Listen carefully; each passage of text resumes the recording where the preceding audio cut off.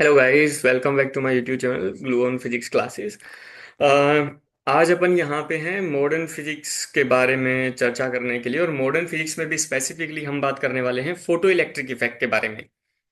तो photo electric effect की जब अपन बात करते हैं, ठीक है, तो बेसिकली फोटो वर्ड का मतलब जो है वो लाइट से होता है।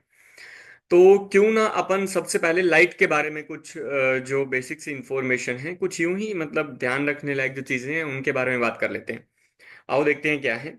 अगर आप बात करते हो देखो लाइट के बारे में कि व्हाट इज लाइट, तो बेसिकली लाइट की कोई डेफिनेशन तो अपन दे नहीं सकते कि ये चीज जो है इसको अपन लाइट बोलते हैं।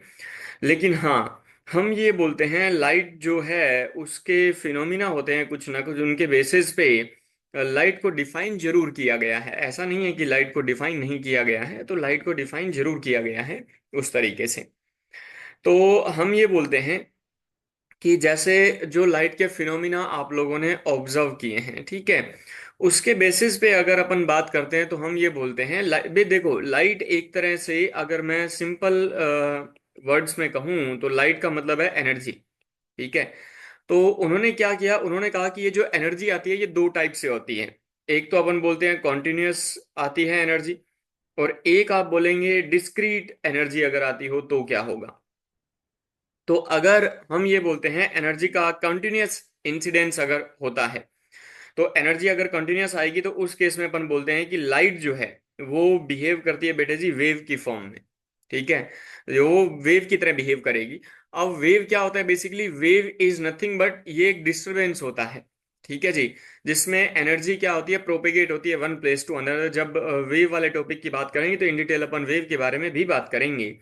ठीक है, जब डिस्क्रीट होती है तो आप ये मान के चलते हैं कि लाइट का जो नेचर होता है वो पार्टिकल नेचर होता है, यानी कि लाइट छोटे छोटे पार्टिकल से मिलके बनी होती है।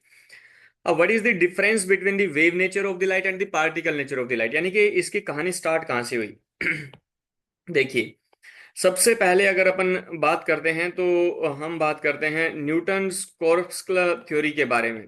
ठीक है, तो न्यूटन कॉर्पस्कुलर थ्योरी क्या है, इसमें एक्चुअली न्यूटन ने जो बातें बताई उसको लेके है। मैं कुछ बातें बता देता हूं जो आपको सिर्फ ध्यान रखनी है कि न्यूटन ने क्या क्या बताया। उन्होंने कहा कि लाइट जो है वो छोटे छोटे स्मॉल साइज पार्टिकल से मिलके बनी होती है।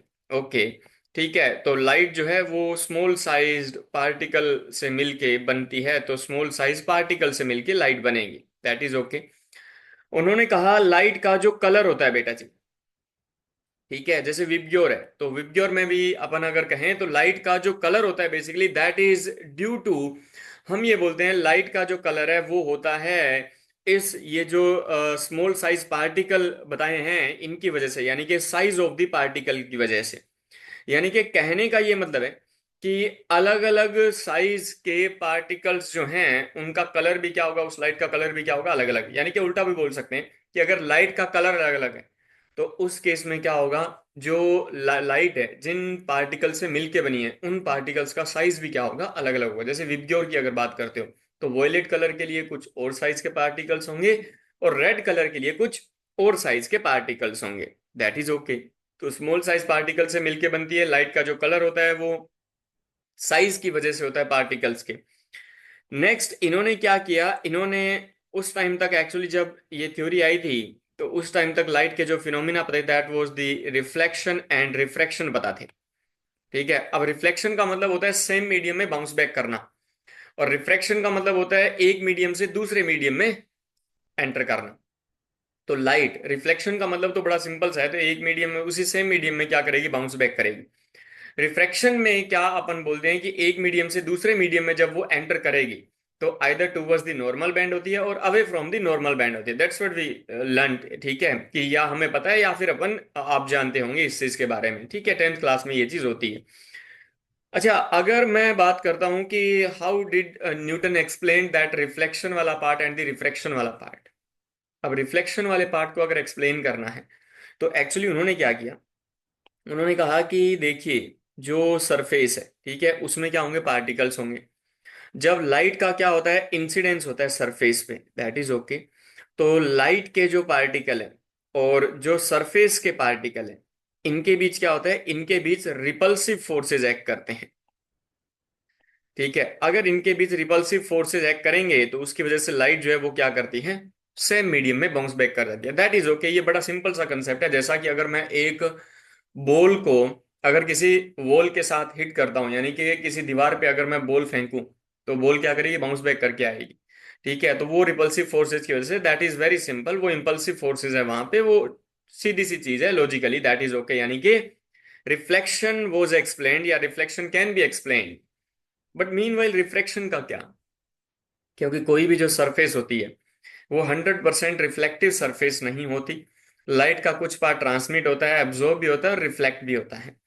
अगर जैसे मान लीजिए मैं ये बोलता हूं कि वही सेम सरफेस और वही सेम लाइट है, तो पार्टिकल तो अभी भी वही है जो पहले थे, किसके, लाइट के भी और सरफेस के भी। अगर इनके बीच रिपल्सिव फोर्सेज एक्ट कर रहे हैं तो लाइट का सिर्फ क्या होना चाहिए था, रिफ्लेक्शन होना चाहिए था। यानी कि लाइट जो है एक सरफेस से, यानी कि एंटर करनी नहीं चाहिए दूसरी तरफ। यानी कि रिफ्रैक्शन वाला जो फिनोमिना है वो यहाँ पे इस ये जो पर्टिकुलर अपन ने जो केस लिया है रिफ्रैक्शन, उसकी हेल्प से उसको आप जस्टिफाई नहीं कर सकते, आप उसको एक्सप्लेन नहीं कर सकते। क्यों नहीं कर सकते? क्योंकि रिफ्रैक्शन के लिए उन्होंने कहा कि पार्टिकल्स के बीच अट्रैक्टिव फोर्सेस भी होंगे और रिपल्सिव भी होंगे। अब मान लीजिए कि दो सेम मटेरियल, जैसे एक मटेरियल ए है एक मटेरियल बी है, तो ए और बी के मटेरियल्स के बीच या तो अट्रैक्टिव फोर्सेस होंगे और या रिपल्सिव फोर्सेस होंगे।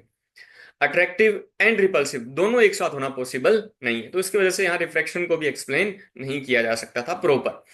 ठीक है जी। चलिए कोई नहीं, फिर चलो अगर मान लेते हैं कि रिफ्रैक्शन के फिनोमिना को मैं with the help of the force अगर एक्सप्लेन कर भी लूं, तो इन्होंने क्या कहा, इन्होंने कहा कि लाइट जब एक मीडियम से दूसरे मीडियम में एंटर करती है, रिफ्रैक्शन के केस में लेट अस सपोज ये डेंसर सॉरी रेयरर मीडियम है और ये वाला डेंसर मीडियम है, तो लाइट जब रेयरर से डेंसर मीडियम में ट्रेवल करती है तो टूवर्ड्स द नॉर्मल बैंड होती है ना। लेकिन इन्होंने कहा away from the normal band होगी, ऐसे। तो इन्होंने उल्टा बताया, एग्जैक्टली जो आज हम पढ़ते हैं अभी करंट में उसका जस्ट अपोजिट बताया। तो ये भी कहीं ना कहीं पे आगे जाके और क्या हो गया, गलत साबित हो गया। अब ये जो पॉइंट बताए इनमें प्रॉब्लम क्या है, सबसे पहली चीज तो उन्होंने ये कहा कि लाइट जो है वो स्मॉल साइज पार्टिकल से मिलकर बनी होती है। तो लाइट जो है बिल्कुल भी स्मॉल साइज पार्टिकल से मिलके अगर मानते हैं तो that is okay, small size particle से मिलके बनी होती है, लेकिन उसमें साइज ऑफ द पार्टिकल का कोई भी रोल नहीं होता। दूसरी चीज, अगर वो कलर की बात करता है कि साइज ऑफ द पार्टिकल्स की वजह से कलर होता है, तो बिल्कुल नहीं होता। लाइट का जो कलर होता है वो उसके वेवलेंथ की वजह से होता है। ठीक है जी। रिफ्लेक्शन रिफ्रैक्शन मैंने आपको बता दिया कि कौन एक्सप्लेन हो सकता है, कैसे एक्सप्लेन नहीं हो सकता। फोर्थ पॉइंट भी मैंने आपको बता दिया कि उन्होंने जो बताया वो दैट इज क्या है, गलत है। तो एक्चुअली क्या है कि अगर मैं न्यूटन की कॉर्पस्कुलर थ्योरी को सही मान के चलता हूं, तो मैं कुछ आगे फिनोमिना ऐसे पढ़ेंगे अपन जिनको अपन न्यूटन की इस कॉर्पस्कुलर थ्योरी से एक्सप्लेन नहीं कर सकते, मतलब खुद इनकी थ्योरी में ही कहीं ना कहीं क्या है, लूप होल्स हैं। तो न्यूटन के बाद क्या हुआ, न्यूटन के बाद है Huygens. Huygens uncertainty sorry Huygens नाम के जो साइंटिस्ट थे उन्होंने क्या, वो अलग है अनसर्टेनिटी प्रिंसिपल। ठीक है, इन्होंने क्या कहा, ठीक है, लाइट के बारे में। तो चलिए हाइगेन्स वेव थ्योरी जो है उसके बारे में बात करते हैं। इन्होंने ये कहा कि लाइट का जो इंसिडेंस होता है, ठीक है, वो एनर्जी है एक तरह से, और उन्होंने कहा कि एनर्जी का इंसिडेंस कॉन्टिन्यूअस होगा, दैट इज ओके, एनर्जी का इंसिडेंस क्या होगा, कंटिन्यूअस होगा। और लाइट को ट्रेवल करने के लिए एक हाइपोथेटिकल मीडियम की रिक्वायरमेंट होती है, और इस मीडियम को इन्होंने ईथर नाम दिया। ठीक है जी, ईथर एक हाइपोथेटिकल मीडियम है, दैट इज नथिंग एल्स। ठीक है, इस बात का ध्यान रखिएगा। ठीक है, तो लाइट को ट्रेवल करने के लिए एक हाइपोथेटिकल मीडियम की आवश्यकता होगी, जिसको उन्होंने क्या नाम दिया, ईथर नाम दिया। लाइट का जो इंसिडेंस होगा, यानी कि लाइट जो एनर्जी आ रही है वो कैसे आएगी, कॉन्टिन्यूअस एनर्जी का इंसिडेंस होता है। ठीक है जी।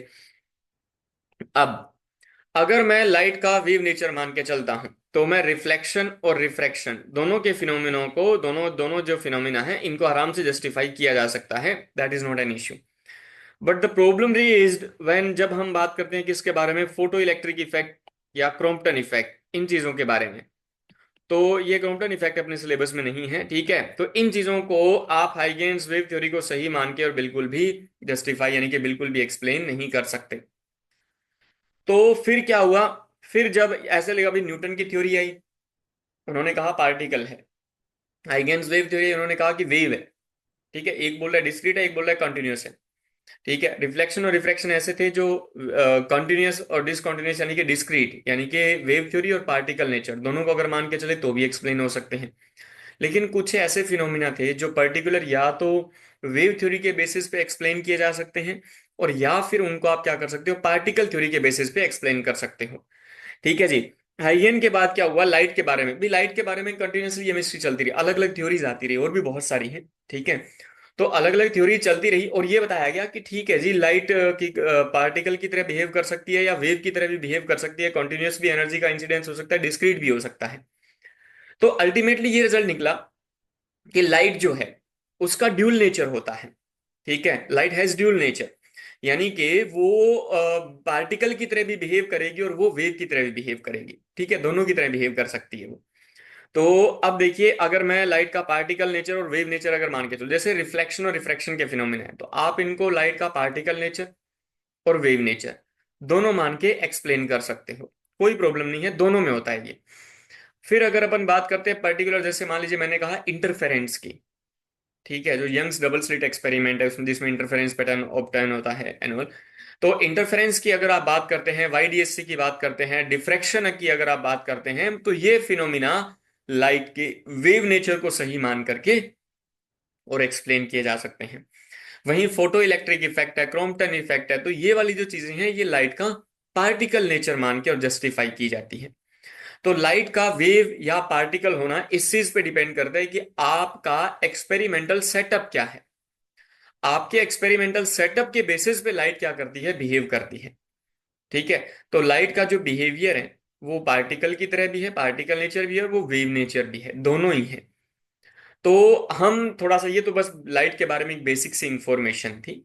ठीक है। तो आगे चलते हैं अपन। हम बात कर रहे थे फोटो इलेक्ट्रिक इफेक्ट के बारे में। तो देखिए, जब अपन फोटो इलेक्ट्रिक इफेक्ट को पढ़ना स्टार्ट करते हैं, तो हमने ये कहा कि भैया, हमने कहा हम पढ़ना चाहते हैं फोटो इलेक्ट्रिक इफेक्ट को। बेटे जी, मैंने आपको ये बताया था कि फोटो वर्ड का मतलब होता है लाइट से, राइट। और लाइट के बारे में अपन ने थोड़ी सी इंफॉर्मेशन अभी कलेक्ट की है, बेसिक सी। अगर फोटो जो है उसका मतलब लाइट से होता है, तो ये फोटो वर्ड जो आया है ये बेसिकली ये आया है फोटोन से। ठीक है। अब ये फोटोन क्या है आखिर, तो चलिए हम बात करते हैं फोटोन के बारे में। न्यूटन ने जिन स्मॉल साइज पार्टिकल के बारे में बात की थी उन्हीं को फोटोन कहा जाता है। फोटोन को फोटोन नाम जो है वो आइंस्टीन ने दिया है। ठीक है जी। तो बेसिकली फोटोन क्या है, photon is nothing but it is packet of क्या है, एनर्जी। सिंपल सी definition, it is packet of energy. ठीक है। तो लाइट क्या करती है, लाइट है, light consist of photons, and photon क्या है, photon is nothing but it is just packet of क्या है, एनर्जी है। तो अपन कहेंगे पैकेट ऑफ एनर्जी जो है उसी को फोटोन नाम दिया गया है। एंड इस फोटोन की जो एनर्जी होती है वो डिपेंड करती है सोर्स की फ्रीक्वेंसी पे। तो हम ये कहेंगे energy of the photon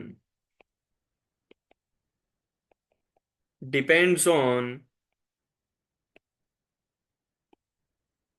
depends on frequency, source frequency.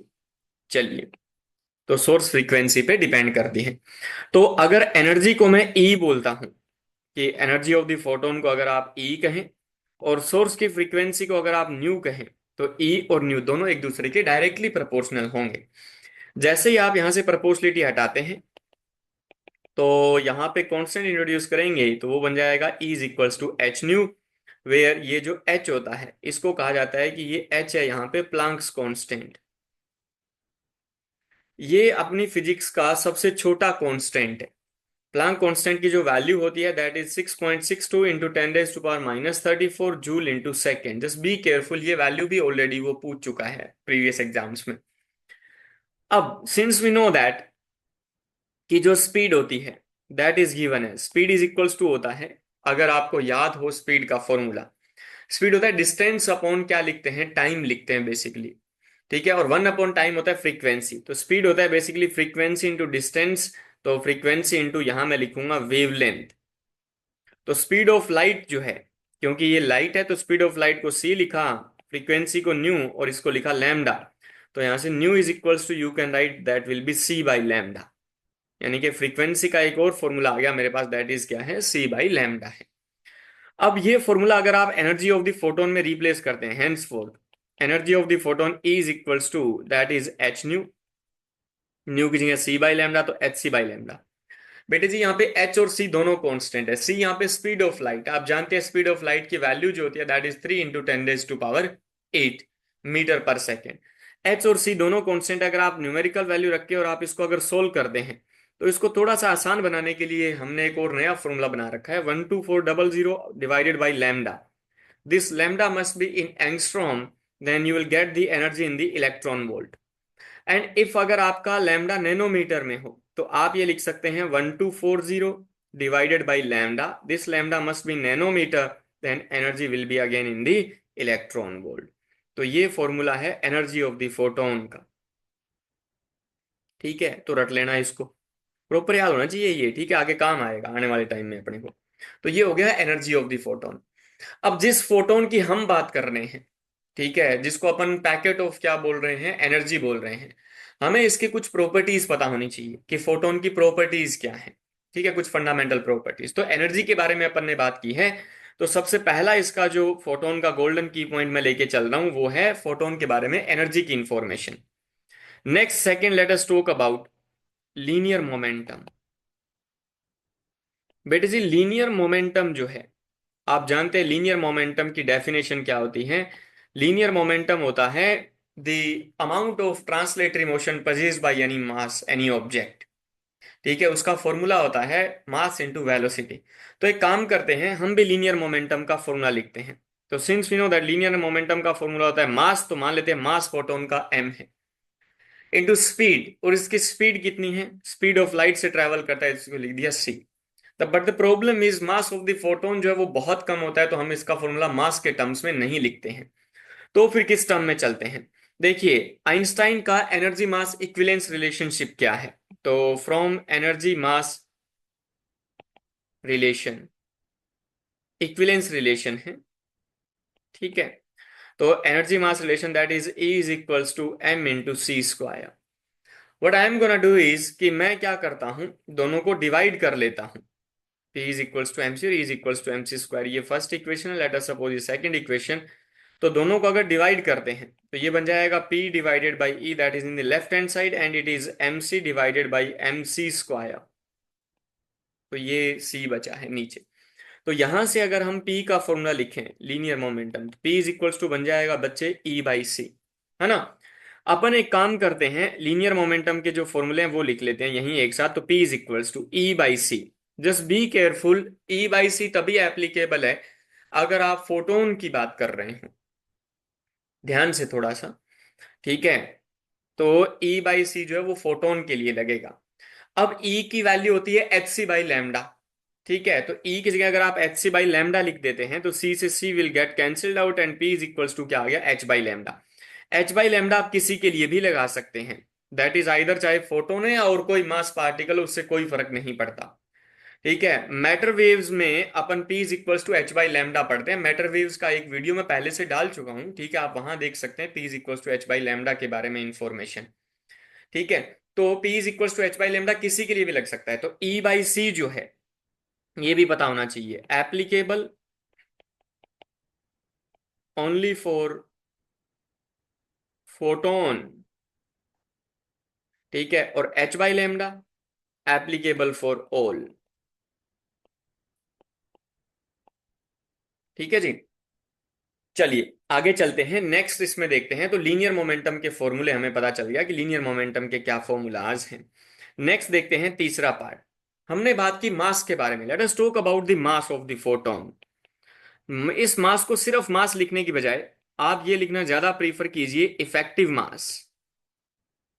ठीक है, अब इफेक्टिव मास अपन क्यों बोलते हैं उसके पीछे की वजह थोड़ी सी जानते हैं कि इफेक्टिव मास का क्या लॉजिक है। देखिए जब आप एनर्जी लिखते हैं, एनर्जी मास इक्विवेलेंस रिलेशनशिप ई जो होता है वो एनर्जी होती है बेटे जी टोटल एनर्जी। ये एनर्जी दो एनर्जी का सम होती है, उनमें से एक तो होती है रेस्ट मास एनर्जी, और एक होती है बेटे जी काइनेटिक एनर्जी, जिसको मूविंग मास एनर्जी भी बोलते हैं। तो रेस्ट मास एनर्जी तब आती है जब मास किस पे हो, रेस्ट पे हो, तो मास इज एट रेस्ट। और काइनेटिक एनर्जी तब आती है जब मास क्या कर रहा हो, मूव कर रहा हो, mass is in the motion. Mass is moving लिख देता हूं डायरेक्टली। तो आप मुझे एक बात बताइए, when will talk about the photon, तो क्या फोटोन कभी भी रेस्ट पे होगा? तो फोटोन लाइट है, लाइट कभी भी रेस्ट पे नहीं हो सकती। अगर लाइट कभी भी रेस्ट पे नहीं होगी तो क्या उसकी रेस्ट मास एनर्जी आएगी? तो बिल्कुल नहीं। और रेस्ट मास एनर्जी नहीं आएगी तो इसका मतलब है मास भी नहीं आएगा। अब ये मास सिर्फ मास नहीं है, इस मास को नाम दिया गया है रेस्ट मास। तो रेस्ट मास ऑफ फोटोन अगर लिखना चाहे, वो मेरे से पूछे, तो मैं उसे बताऊंगा कि rest mass of the photon कितना होता है? 0 होता है। यानी कि फोटोन का कोई भी रेस्ट मास नहीं होता। ठीक है। तो फिर मूविंग मास की अगर बात करते हैं तो वो होता है, तो वो मास कैसे कैलकुलेट करेंगे? सिंस वी नो दैट, हम जानते हैं, क्या जानते हैं? P इज इक्वल्स टू, आपने फॉर्मूला यूज किया है अभी भी, m into c as well as h by lambda भी इसका फॉर्मूला है। ठीक है। आप चाहें तो E बाई सी का इस्तेमाल भी कर सकते हैं, क्योंकि वो भी मोलिनियर मोमेंटम का फॉर्मूला, उससे भी मास की वैल्यू आपको पता चल जाएगी, that will be E by c square. Henceforth, यहां से अगर मैं m की वैल्यू लिखूं, तो m की वैल्यू, m जो है ये मूविंग मास है, इफेक्टिव मास है, E बाई सी स्क्वायर आएगा। और या ये आएगा बेटा जी h अपॉन सी लैम्डा। अब ये इफेक्टिव मास के फॉर्मूले हैं, क्योंकि रेस्ट मास तो फोटोन का कितना हो गया? 0। तो this is the effective mass of the photon. अच्छा, अब अगर इसमें अपन देखते हैं मास और वेवलेंथ में क्या रिलेशन है। तो mass and wavelength, they both are in inverse relation with each other. Mass is inverse relation with the lambda. तो मास और वेवलेंथ एक दूसरे के इनवर्सली प्रोपोर्शनल है। यानी कि जिस लाइट की वेवलेंथ ज्यादा होती है उसके फोटॉन्स का मास क्या होगा? कम होगा। इनवर्स रिलेशन तो यही होता है। हमारे लिए जो विजिबल होता है, दैट इज विबग्योर की अगर अपन बात करते हैं, तो लेफ्ट टू राइट यानी कि वॉयलेट से रेड की ओर जाने पे वेवलेंथ क्या होती है? इंक्रीज होती है। अगर वेवलेंथ इंक्रीज होगी तो मास ऑफ द फोटॉन्स क्या होगा? डिक्रीज होगा। सबसे ज्यादा वेवलेंथ होती है रेड की और सबसे कम वेवलेंथ होती है वॉयलेट कलर की। तो वॉयलेट की वेवलेंथ कम है as compare to the red colour, तो mass of the photon for the violet colour will be greater as compare to the mass of the red colour के जो फोटॉन्स होंगे। अब इसका ये मतलब नहीं है कि फोटोन का मास जो है कतई कि वो क्विंटल्स में होता है या किलोग्राम में होता है, क्योंकि ऐसे तो सर पे अगर लाइट गिरती है हमारे, ठीक, अगर अपन सनरेज की बात करते हैं तो वो भी लाइट ही है। ठीक है। तो पता चले कि जगह जगह सर फूले हुए हैं हमारे। ठीक है। तो ये संभव नहीं है। ठीक है। तो इनका मास आखिर होता कितना है? मतलब अगर इफेक्टिव मास कैलकुलेट करना चाहें एग्जांपल के तौर पे, अपन बस यूं ही just for the curiosity solve करके देखते हैं आखिर कि फोटोन कितना हैवी होता होगा। तो चलिए, effective mass of the photon calculate करने के लिए फॉर्मूला यूज करेंगे h by c lambda. h की value 6.62 into 10⁻⁻34, speed of light 3 into 10⁻8। Wavelength आप क्या कीजिए, वेवलेंथ रेड कलर है, मतलब 7000 एंगस्ट्रोम के आसपास में ले रहा हूं, तो 7000 और एंगस्ट्रोम में इसका मतलब 10⁻⁻10। नीचे टोटल 10⁻⁻ कितना बन गया? 11 और -10, तो 10⁻1 ऊपर जाएगा तो 10⁻⁻35, तो अप्रोक्सीमेट इट इज जो भी कैलकुलेशन से आएगा। लेकिन अगर मैं ऑर्डर लिखना चाहूं इसका, तो ऑर्डर आएगा 10⁻⁻ किस में आ रहा है? -35 किलोग्राम की रेंज में। अब आप ये सोचिए कि ये मास हमारे लिए कैसा है? नेग्लेजिबल है। अगर इतना ज्यादा मास हमारे सर पे गिरता भी है तो भी हमें कुछ नहीं पता चलेगा। ठीक है। कितना हैवी मास है देखो, यानी फोटोन कितना ज्यादा हैवी है। तो ये इफेक्टिव मास है फोटोन का। ये जैसे एग्जांपल के लिए सोल्व किया है, ये रिलेशन ज्यादा काम में आता है कि मास is inverse relation with the wavelength basically. चलिए, थोड़ा सा और आगे चलते हैं और देखते हैं कि इसमें और क्या है। तो ये हुई मास के बारे में बात कि फोटोन के मास के साथ क्या है इंफॉर्मेशन है। Next, late us talk about the intensity. Look, intensity photon की नहीं हो सकती, इंटेंसिटी तो लाइट की होगी। तो let us talk about intensity of light. ठीक है। कैपिटल आई से अपन इसको रिप्रेजेंट करेंगे। अगर मैं आपसे कहूं कि व्हाट इज द इंटेंसिटी, तो इंटेंसिटी की जो फंडामेंटल डेफिनेशन होती है वो होती है energy per unit area per unit time. तो energy divided by area divided by time. तो energy per unit area per unit time is defined as intensity, and energy per unit time that is known as power. तो power per unit area is also known as intensity.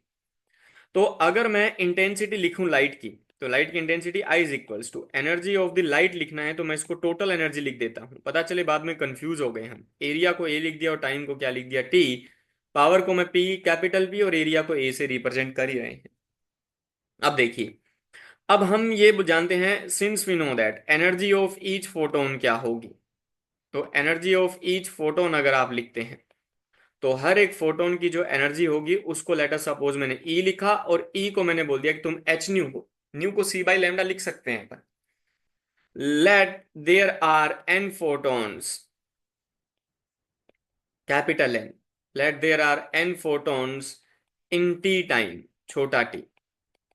चलिए, तो hence fourth अगर मैं आपसे पूछूं अब total energy बताइए कितनी आएगी, लाइट की एनर्जी, तो टी टाइम में जो लाइट की एनर्जी आई, तो टोटल एनर्जी ई टोटल अगर लिखना चाहें तो देखिए, एक फोटोन की एनर्जी एच न्यू है, एन फोटोन्स अगर आ रहे हैं तो एनर्जी कितनी हो जाएगी बेटे, N H nu. What we are supposed to do is we need to calculate the intensity. So hence for the intensity I is equals to the total energy. The total energy will be given as NH nu बच्चा, divided by area A है और time T है, power को अपन ने P लिखा है और area को A लिखा है। If you want you can cancel out the area with the area, cancel out हो गया। अब क्या करेंगे, henceforth यहां से क्या दिखाई दे रहा है कि N into H nu divided by T, वो किसके इक्वल आ गया, P के इक्वल आ गया। अगर मैं आपसे ये कहूं कि मेरे को फोटोन डेंसिटी बताइए, अब फोटोन डेंसिटी का मतलब क्या है, एन बाई टी से है, मैं आपको समझाता हूं इसका मतलब क्या है। तो एन बाई टी की वैल्यू आएगी पी अपॉन एच न्यू। आप अगर नंबर ऑफ फोटोन्स निकालें तो टी इधर मल्टीप्लाई हो जाएगा, तो P T upon H nu, nu is equals to c by lambda, तो ये बन जाएगा पी अपॉन एच सी, और ये हो गया पी इंटू लेमडा। अब एन बाई टी क्या है, एन है यहाँ पे नंबर ऑफ फोटोन, और टी क्या है, time taken for those photons, तो इसको अपन बोलते हैं number of photons per unit time. तो number of photons per unit time जो है, ठीक है, उसको मैंने बोला कैपिटल एन बाई टी, इसको मैंने नाम दे दिया स्मॉल एन। तो एन बाई टी को you can write small N, तो hence for the small N is given as either it is P lambda upon H C, P upon H nu भी आप लिख सकते हैं, that is not an issue, तो P upon H nu. N by T जो था वो भी फॉर्मूला है, देखिए एच और सी कांस्टेंट है, कौन से वाले में, इस वाले फॉर्मूले में, तो 1/hc, इसका एक और फॉर्मूला है 5 × 10⁻24 into P into lambda. This formula will help you to solve the numericals actually. क्यों, क्योंकि भैया जी ये फॉर्मूले में कैलकुलेशन जो है वो बहुत ज्यादा होती हैं, तो इस पर्पज से ये सबसे लास्ट वाला 5 × 10⁻24 इंटू पी इंटू लेमडा आपको याद रखना होगा। ये पी जो है यहाँ पे ये पावर है, यू नो वेरी वेल की पावर की ऐसा यूनिट जो है वो वोट होती है, और लैम्डा जो है वो क्या है बेटा जी, वो वेव लेंथ है, और लेंथ की ऐसा यूनिट क्या होती है, दैट इज मीटर, तो लेंथ को आप किस में रखेंगे, मीटर में रखेंगे। ये फॉर्मूला है फोटोन डेंसिटी यानी कि नंबर ऑफ फोटोन्स पर unit time, number of photons पर सेकेंड के लिए। ये बात हुई इंटेंसिटी को लेकर के कि इंटेंसिटी की टर्म्स से अपन फोटोन डेंसिटी कैसे निकाल सकते हैं। अब अपन बात करते हैं, let us talk about next is fifth point, that is radiation force and pressure. अब ये रेडिएशन फोर्स एंड प्रेशर कैसे आया, रेडिएशन का मतलब लाइट, तो लाइट की वजह से फोर्स कैसे, लाइट कैसे फोर्स एक्सर्ट करेगी, दैट वी नीड टू सी। तो बेसिकली क्या है, मैं ये मान के चल रहा हूं, late us suppose case one, perfect reflecting surface.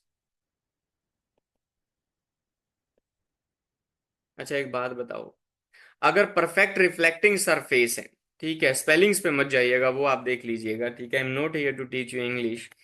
तो अगर हम बात करते हैं कि लेट अस सपोज कि लाइट का क्या करवाया बेटे जी, अपन ने इंसिडेंस करवाया।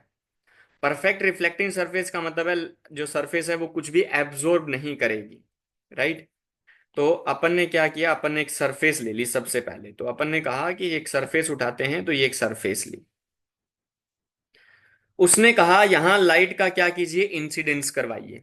तो अपन ने क्या किया, late us suppose let us draw the normal at the wall या सरफेस, ठीक है, तो लाइट का क्या करवाया, इंसिडेंस, ये लाइट आ रही है बेटा जी इस तरह से, ठीक है, ये लाइट क्या करेगी, रिफ्लेक्ट करेगी, 100% रिफ्लेक्शन उसने कहा है, जस्ट कीप इन माइंड, तो 100% इसको क्या कर दिया, रिफ्लेक्ट करवा दिया, कुछ इस तरह से। अगर मैं ये कहूं कि this angle with the normal which is angle of incidence that is theta, then angle of reflection will be also theta according to the laws of reflection. अब यहाँ क्या फोटॉन्स आ रहे हैं कंटिन्यूसली स्ट्राइक करके और इस तरह से मूव कर रहे हैं। अगर मैं आपसे ये कहूं late us talk about a photon, let us suppose यहाँ एक फोटोन आया, उस फोटोन के मोमेंटम को मैंने ये कहा पी है। पी का formula you can use, that is क्या है, एच बाई लैम्डा, है ना। तो अभी के लिए मैं फॉर्मूला नहीं लिख रहा यहाँ पे, तो मैंने लिखा एक फोटोन है और फोटोन का लीनियर मोमेंटम कितना है, फोटोन का लीनियर मोमेंटम इज कितना है, पी है। ये फोटोन आया, ये क्या करेगा, ये फोटोन इस वोल के साथ कोलाइड करेगा और इस तरह से बाउंस बैक करेगा। तो जब ये वापस जा रहा है तो देखिए पी का फॉर्मूला एच बाई लेमडा है, तो ऐसा नहीं है कि रिफ्लेक्शन के बाद लाइट का कलर चेंज हो जाएगा, ये तो पॉसिबल ही नहीं है। रेड कलर की लाइट है तो रेड की ही रहेगी। तो हमने क्या किया, जब फोटोन वापस जा रहा है तब भी उसका लीनियर मोमेंटम का मैग्नीट्यूड कितना होगा, पी। लेकिन मीन वाइल ध्यान देने वाली बात जो सबसे जरूरी है वो क्या है, वो ये है कि मास्टर जो चेंज हुआ वो है यहाँ पे डायरेक्शन। ये फोटोन आ रहा था बेटे इस डायरेक्शन में, लेकिन जब ये जाएगा तो ये जाएगा बेटे इस डायरेक्शन में। तो लीनियर मोमेंटम एक वेक्टर क्वांटिटी और वेक्टर है, तो आप जानते हैं कि डायरेक्शन मैटर करती है। तो चलिए देखते हैं कि कैसे आएगा।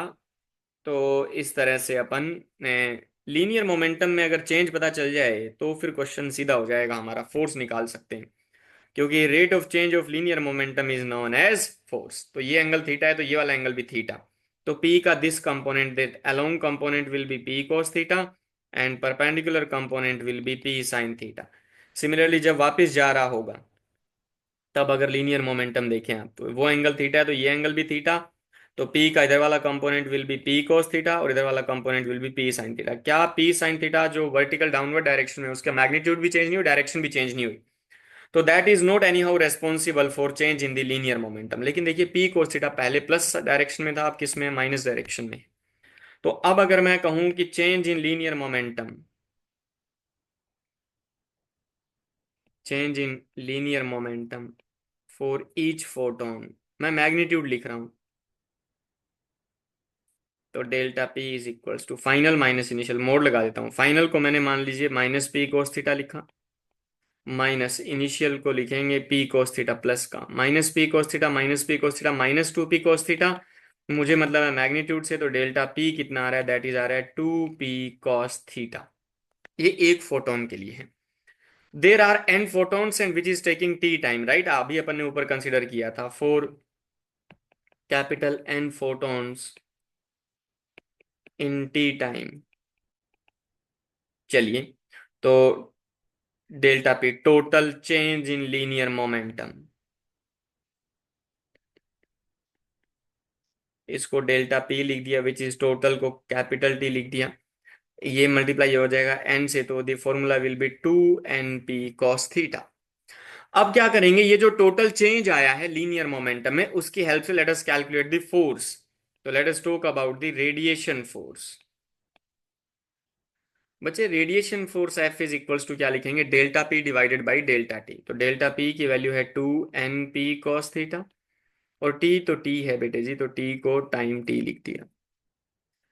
अच्छा, एन बाई टी जो है वो स्मॉल एन के इक्वल होता है, तो अपन ने फॉर्मूला बना लिया, ये बन गया two N P cos theta. Meanwhile मैं तो ये प्रीफर कर रहा हूँ, चलो बाद में पहले इसको आगे और सोल्व कर लेते हैं। F is equals to two n की जगह पी लैम्डा डिवाइडेड बाई क्या आ गया, एच सी, स्मॉल पी यानी कि लीनियर मोमेंटम जिसकी जगह आ जाएगा एच बाई लैम्डा, इनटू क्या है बेटे जी cos थीटा। कैंसिल आउट हो गया, एच से एच, लैम्डा से लैम्डा, तो बचा क्या, ऊपर बचा है टू पी cos थीटा और नीचे बचा है सी। Henceforth F is equals to, F के दो फॉर्मूले आए, एक तो आया two N P cos theta, ऊपर जो अभी अभी अपन ने निकाला था, और एक आया बेटे जी two P cos theta divided by C, where F is radiation force, P यहाँ पे पावर ऑफ द सोर्स है, सॉरी, पी यहाँ पे पावर ऑफ द सोर्स है, सी यहाँ पे क्या है, C is the nothing but बेटे जी, C is the speed of light है, theta is the angle of incidence जो नॉर्मल के साथ होता है, इस बात का आपको ध्यान रखना होगा। ठीक है, तो ये हुआ फोर्स की कैलकुलेशन कैसे होगी। What if I will ask the कि मेरे को ये बताइए कि प्रेशर क्या होगा, तो रेडिएशन प्रेशर, तो let us talk about the radiation pressure. आप जानते हैं प्रेशर क्या होता है? Pressure is given as force per unit area.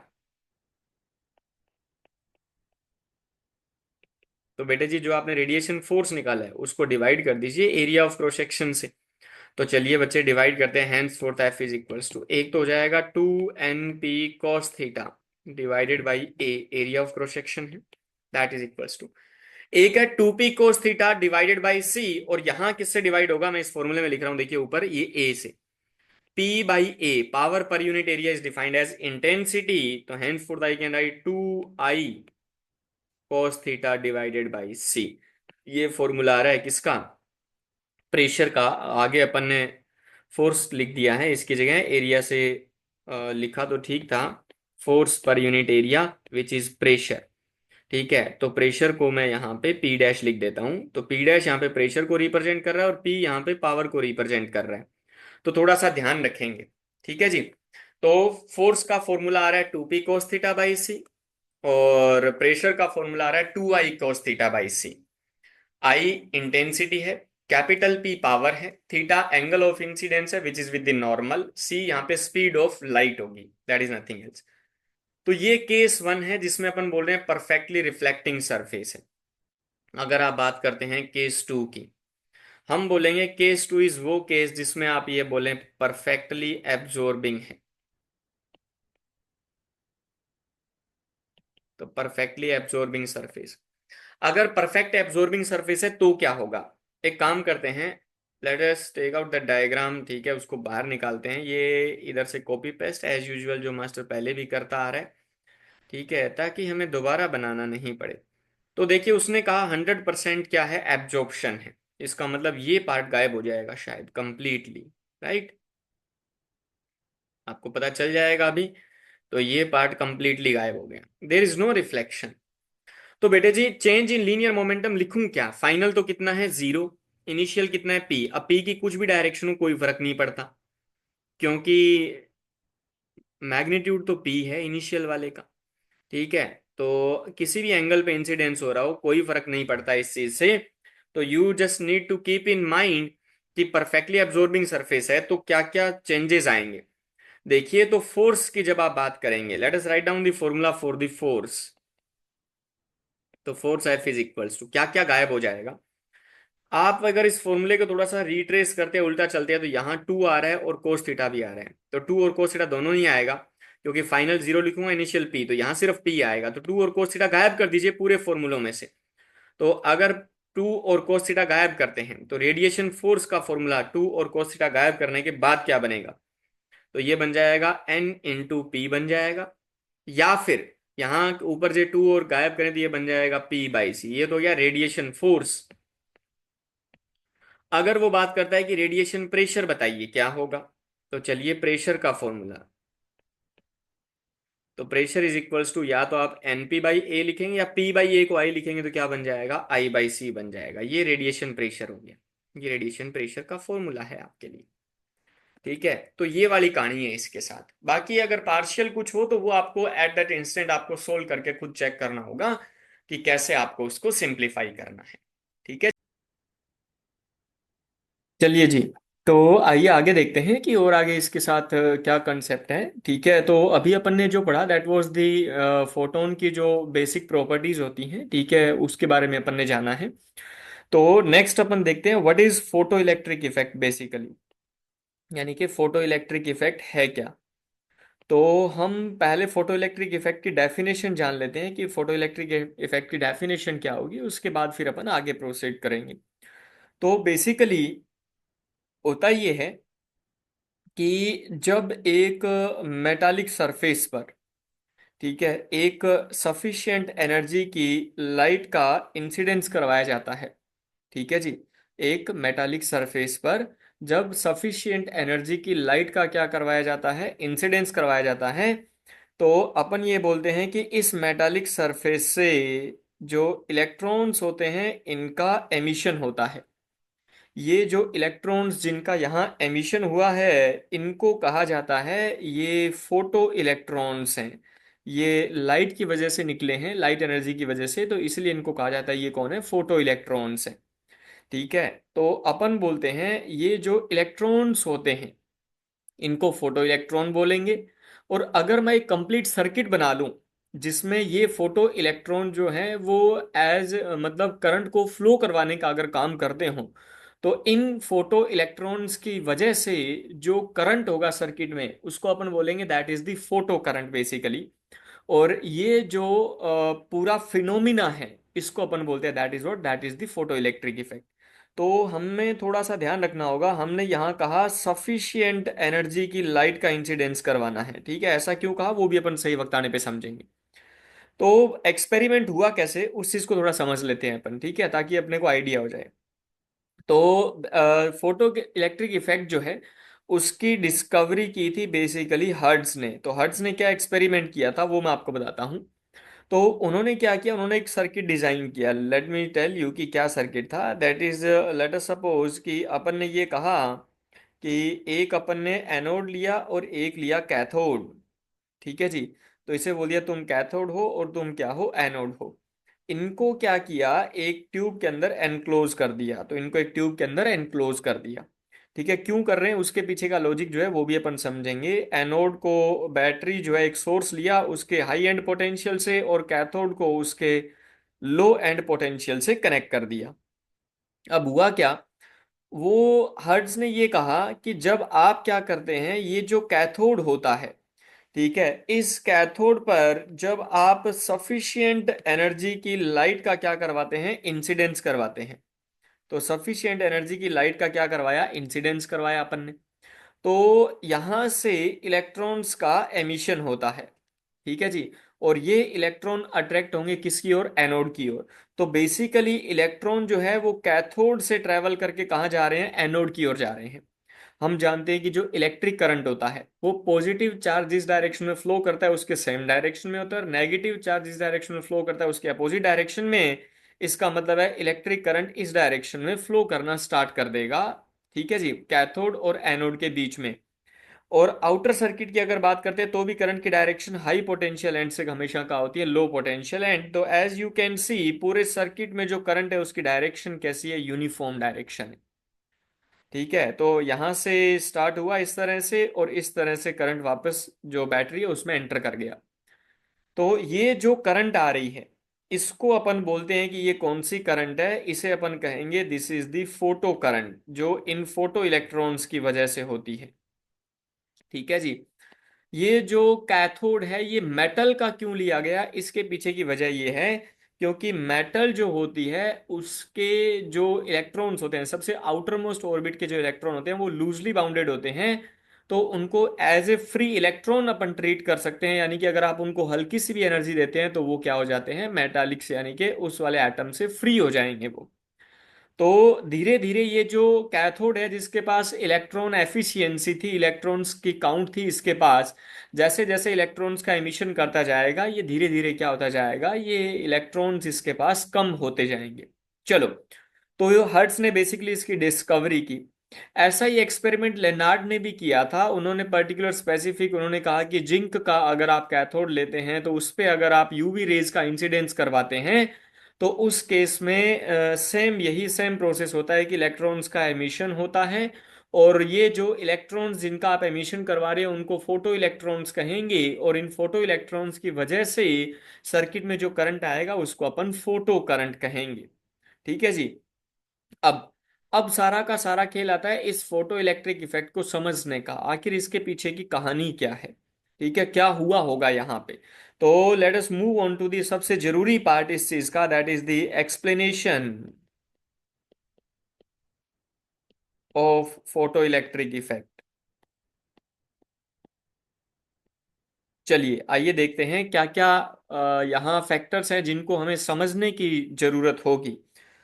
सबसे पहले हम बात करना चाहते हैं लाइट की इंटेंसिटी के बारे में, और इंटेंसिटी का फोटो करंट के साथ वेरिएशन, यानी कि फोटो करंट लाइट की इंटेंसिटी के साथ वेरी करती है या नहीं करती है उस चीज को समझना है हमें।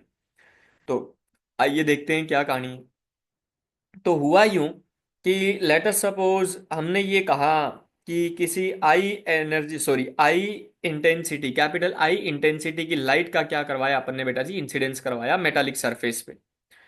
ठीक है, तो इस मेटालिक सरफेस में क्या है, लूजली बाउंडेड जो है वो इलेक्ट्रॉन्स है। तो यहाँ जो फोटोन आता है बेसिकली, ठीक है, तो ये फोटोन, एक इलेक्ट्रॉन जो है वो कंप्लीटली एक फोटोन को क्या कर लेगा, एब्जॉर्ब कर लेगा। और अगर उस फोटोन की एनर्जी सफिशियंट है, तो हम यहाँ सफिशियंट एनर्जी कंसीडर करके ही कर रहे हैं सारा का सारा, तो ये इलेक्ट्रॉन क्या करेगा, यहाँ से फ्री हो जाएगा, तो इलेक्ट्रॉन चला आएगा बाहर। ठीक है जी। तो अब देखिए क्या सिनेरियो है कि इंटेंसिटी से इन इलेक्ट्रॉन्स, भाई फोटो करंट जो है वो किस वजह से है, वो फोटो इलेक्ट्रॉन्स की वजह से है। तो अपन थोड़ा पाथ रिट्रेस करके देखते हैं कि कैसे है। हमने ये कहा कि फोटो करंट, भाई फोटो करंट आएगी किसकी वजह से, फोटो इलेक्ट्रॉन्स की वजह से। फोटो इलेक्ट्रॉन्स आएंगे किसकी वजह से, फोटॉन्स की वजह से। अब फोटॉन्स की एनर्जी क्या होनी चाहिए, सफिशियंट होनी चाहिए। तो हम ये कहेंगे जितने ज्यादा नंबर ऑफ फोटॉन्स होंगे उतने ज्यादा नंबर ऑफ फोटो इलेक्ट्रॉन्स होंगे, और उतनी ही ज्यादा क्या होगी, फोटो करंट होगी। यही है सिनेरियो। तो हमें ये देखना है कि नंबर ऑफ फोटॉन्स और इंटेंसिटी में is there any relation any how. तो देखिए इंटेंसिटी का जो फॉर्मूला है that is I is equals to N into H nu divided by अपन क्या लिखेंगे, T, energy per unit area per unit time, A into T लिख दिया। तो यहाँ पे इंटेंसिटी और जो नंबर ऑफ फोटॉन्स है they are directly proportional to each other. ठीक है। न्यू क्या है, बेसिकली ये तो सोर्स फ्रीक्वेंसी होती है। ठीक है, कि जिस जो सोर्स है उसकी फ्रीक्वेंसी क्या है। तो नंबर ऑफ फोटॉन्स पे सब कुछ डिपेंडेंट है, यानी कि इंटेंसिटी जो है वो डिपेंड करती है नंबर ऑफ फोटॉन्स पे। अगर मान लीजिए मैं क्या करता हूं, इंटेंसिटी को इंक्रीज करता हूं, ध्यान से समझिएगा ये वाली चीज, कि अगर इंटेंसिटी बढ़ाएंगे तो इंटेंसिटी बढ़ाने की वजह से जो बढ़ेगा वो बढ़ेंगे नंबर ऑफ फोटॉन्स। तो नंबर ऑफ फोटॉन्स इंक्रीज होंगे। अगर नंबर ऑफ फोटॉन्स इंक्रीज होंगे तो उनकी वजह से जो एमिटेड इलेक्ट्रॉन है, यानी कि नंबर ऑफ इलेक्ट्रॉन्स जो है वो भी क्या होंगे, इंक्रीज होंगे। अगर नंबर ऑफ इलेक्ट्रॉन्स इंक्रीज होते हैं तो उसकी वजह से जो नंबर ऑफ इलेक्ट्रॉन हैं जो कहाँ से कहाँ पहुंचेंगे, कैथोड से anode, that they will also increase. और उसकी वजह से फोटो करंट जो है वो भी क्या हो जाएगा, इंक्रीज हो जाएगा। अब इनमें रिलेशन क्या क्या है वो देखते हैं।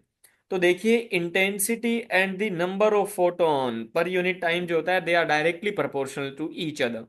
अगर आप ये बोलते हैं कि मेटल जो है वो 100% क्या है, जो लाइट है अगर वो 100% एफिशिएंट है, तो जितने फोटॉन्स होंगे वो सारे के सारे क्या करेंगे, इलेक्ट्रॉन्स को निकालने के काम आएंगे। तो आप ये बोल सकते हैं number of electrons they are also directly proportional to the number of photons. लेकिन फोटो करंट जो है वो इस नंबर ऑफ इलेक्ट्रॉन्स के डायरेक्टली प्रोपोर्शनल नहीं होती है। अब इसके पीछे की वजह जो है वो समझ लेते हैं अपन थोड़ा सा कि वो क्या है। देखिए मैं आपको एग्जांपल से समझाता हूं। लेट अस सपोज यहाँ पे आई इंटेंसिटी की लाइट आई, और इस आई इंटेंसिटी की लाइट में 100 फोटॉन्स हैं। तो इसकी वजह से यहाँ जो मैक्सिमम नंबर ऑफ इलेक्ट्रॉन्स निकल सकते हैं वो 100 इलेक्ट्रॉन्स निकल सकते हैं, राइट। 100 इलेक्ट्रॉन्स का एमिशन हो सकता है, अगर वो सारे के सारे 100 फोटॉन जो हैं वो इलेक्ट्रॉन निकालने के लायक हों, वो काबिल हों, उसके कैपेबल हों। तो हमने क्या किया, इंटेंसिटी को डबल कर दिया। जैसे ही आपने इंटेंसिटी को डबल किया नंबर ऑफ फोटोन भी डबल हो गए, अब 200 फोटोन है। तो क्या ये 200 फोटोन जो है वो 200 इलेक्ट्रॉन निकाल पाएंगे, तो अभी भी मैं 100% एफिशिएंटली मान के चल रहा हूं। मैं बोल रहा हूं इन्होंने क्या किया, 200 इलेक्ट्रॉनों का क्या कर दिया, एमिशन कर दिया। जरूरी ये नहीं है कि कितने इलेक्ट्रॉन्स जो है वो एमिट हुए हैं। फोटो करंट के लिए जरूरी ये है कि कितने इलेक्ट्रॉन कैथोड से एनोड जा रहे हैं, क्योंकि कैथोड से एनोड जाने वाले जो इलेक्ट्रॉन हैं वही डिसाइड करेंगे कि फोटो करंट कितनी आएगी। मान लीजिए कि इस पहले वाले केस में, ठीक है, टोटल जो इलेक्ट्रॉन्स है जो कैथोड से कहां ट्रेवल कर सकते हैं, एनोड ट्रेवल कर सकते हैं, let us suppose they are just the 80 electrons. ठीक है, एक काम करते हैं, मैं इसी अभी यहीं से बेस एग्जांपल लेके चलता हूं। लेट अस सपोज 50 इलेक्ट्रॉन्स है। अच्छा, केस टू जो है जिसमें आपने ये कहा, तो लेट अस सपोज यहाँ पे क्या हुआ, कैथोड से एनोड जाने वाले जो इलेक्ट्रॉन्स है उनका काउंट इंक्रीज हो गया, और मान लेते हैं कि इनका काउंट हो गया अब 80। तो 80 इलेक्ट्रॉन्स जो है वो क्या करने लग गए, वो कैथोड से कहाँ जाने लग गए, एनोड।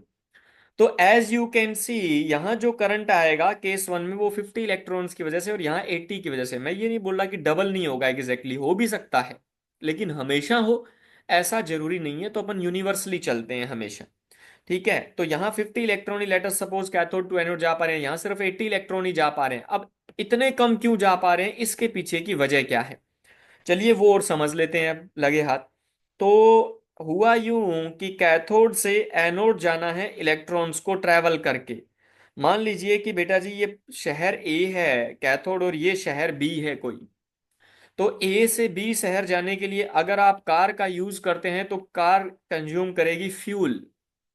मान लीजिए ए से बी जाने के लिए आपको 10 लीटर पेट्रोल की आवश्यकता है, लेकिन द थिंग इज कि अगर आप 8 लीटर पेट्रोल लेके निकल गए तो क्या आप इस दूसरे शहर पहुंच पाएंगे, तो नहीं पहुंचेंगे। तो यही सेम कहानी किसके साथ रिपीट होती है, इलेक्ट्रॉन के साथ। तो इलेक्ट्रॉन ने यहां से चलना तो स्टार्ट कर दिया, लेकिन इलेक्ट्रॉन को किस कैथोड से एनोड तक जाने के लिए एनर्जी रिक्वायर्ड होगी। अगर वो इलेक्ट्रॉन्स के पास एनर्जी सफिशिएंट नहीं है तो इलेक्ट्रॉन जो है वो कैथोड टू एनोड कंप्लीटली नहीं पहुंच पाएगा, और उसकी वजह से वो बीच रास्ते में कहीं रुक जाएगा और उसकी वजह से फोटो करंट नहीं आएगी। तो सर फिर हुआ क्या होगा यहाँ पे, तो देखिए द थिंग इज कि यहाँ जब आप बोल रहे हैं 50 इलेक्ट्रॉन्स पहुंच पा रहे हैं, बाकी के 50 क्यों नहीं पहुंचे, क्योंकि शायद उनकी एनर्जी कम थी। एग्जाम्पल के लिए मैं ये मान के चल रहा हूं कि कैथोड से एनोड तक जाने के लिए लेटर सपोज 2 इलेक्ट्रॉन वोल्ट की एनर्जी चाहिए इसको। ये जो 50 इलेक्ट्रॉन है ये इनकी एनर्जी 2 इलेक्ट्रॉन वोल्ट है, ये जो 80 इलेक्ट्रॉन है इनकी एनर्जी भी कितनी है, 2 इलेक्ट्रॉन वोल्ट। तो यहाँ बड़े आराम से केस वन में 50 इलेक्ट्रॉन पहुंच जाएंगे और केस टू में 80 इलेक्ट्रॉन पहुंच जाएंगे।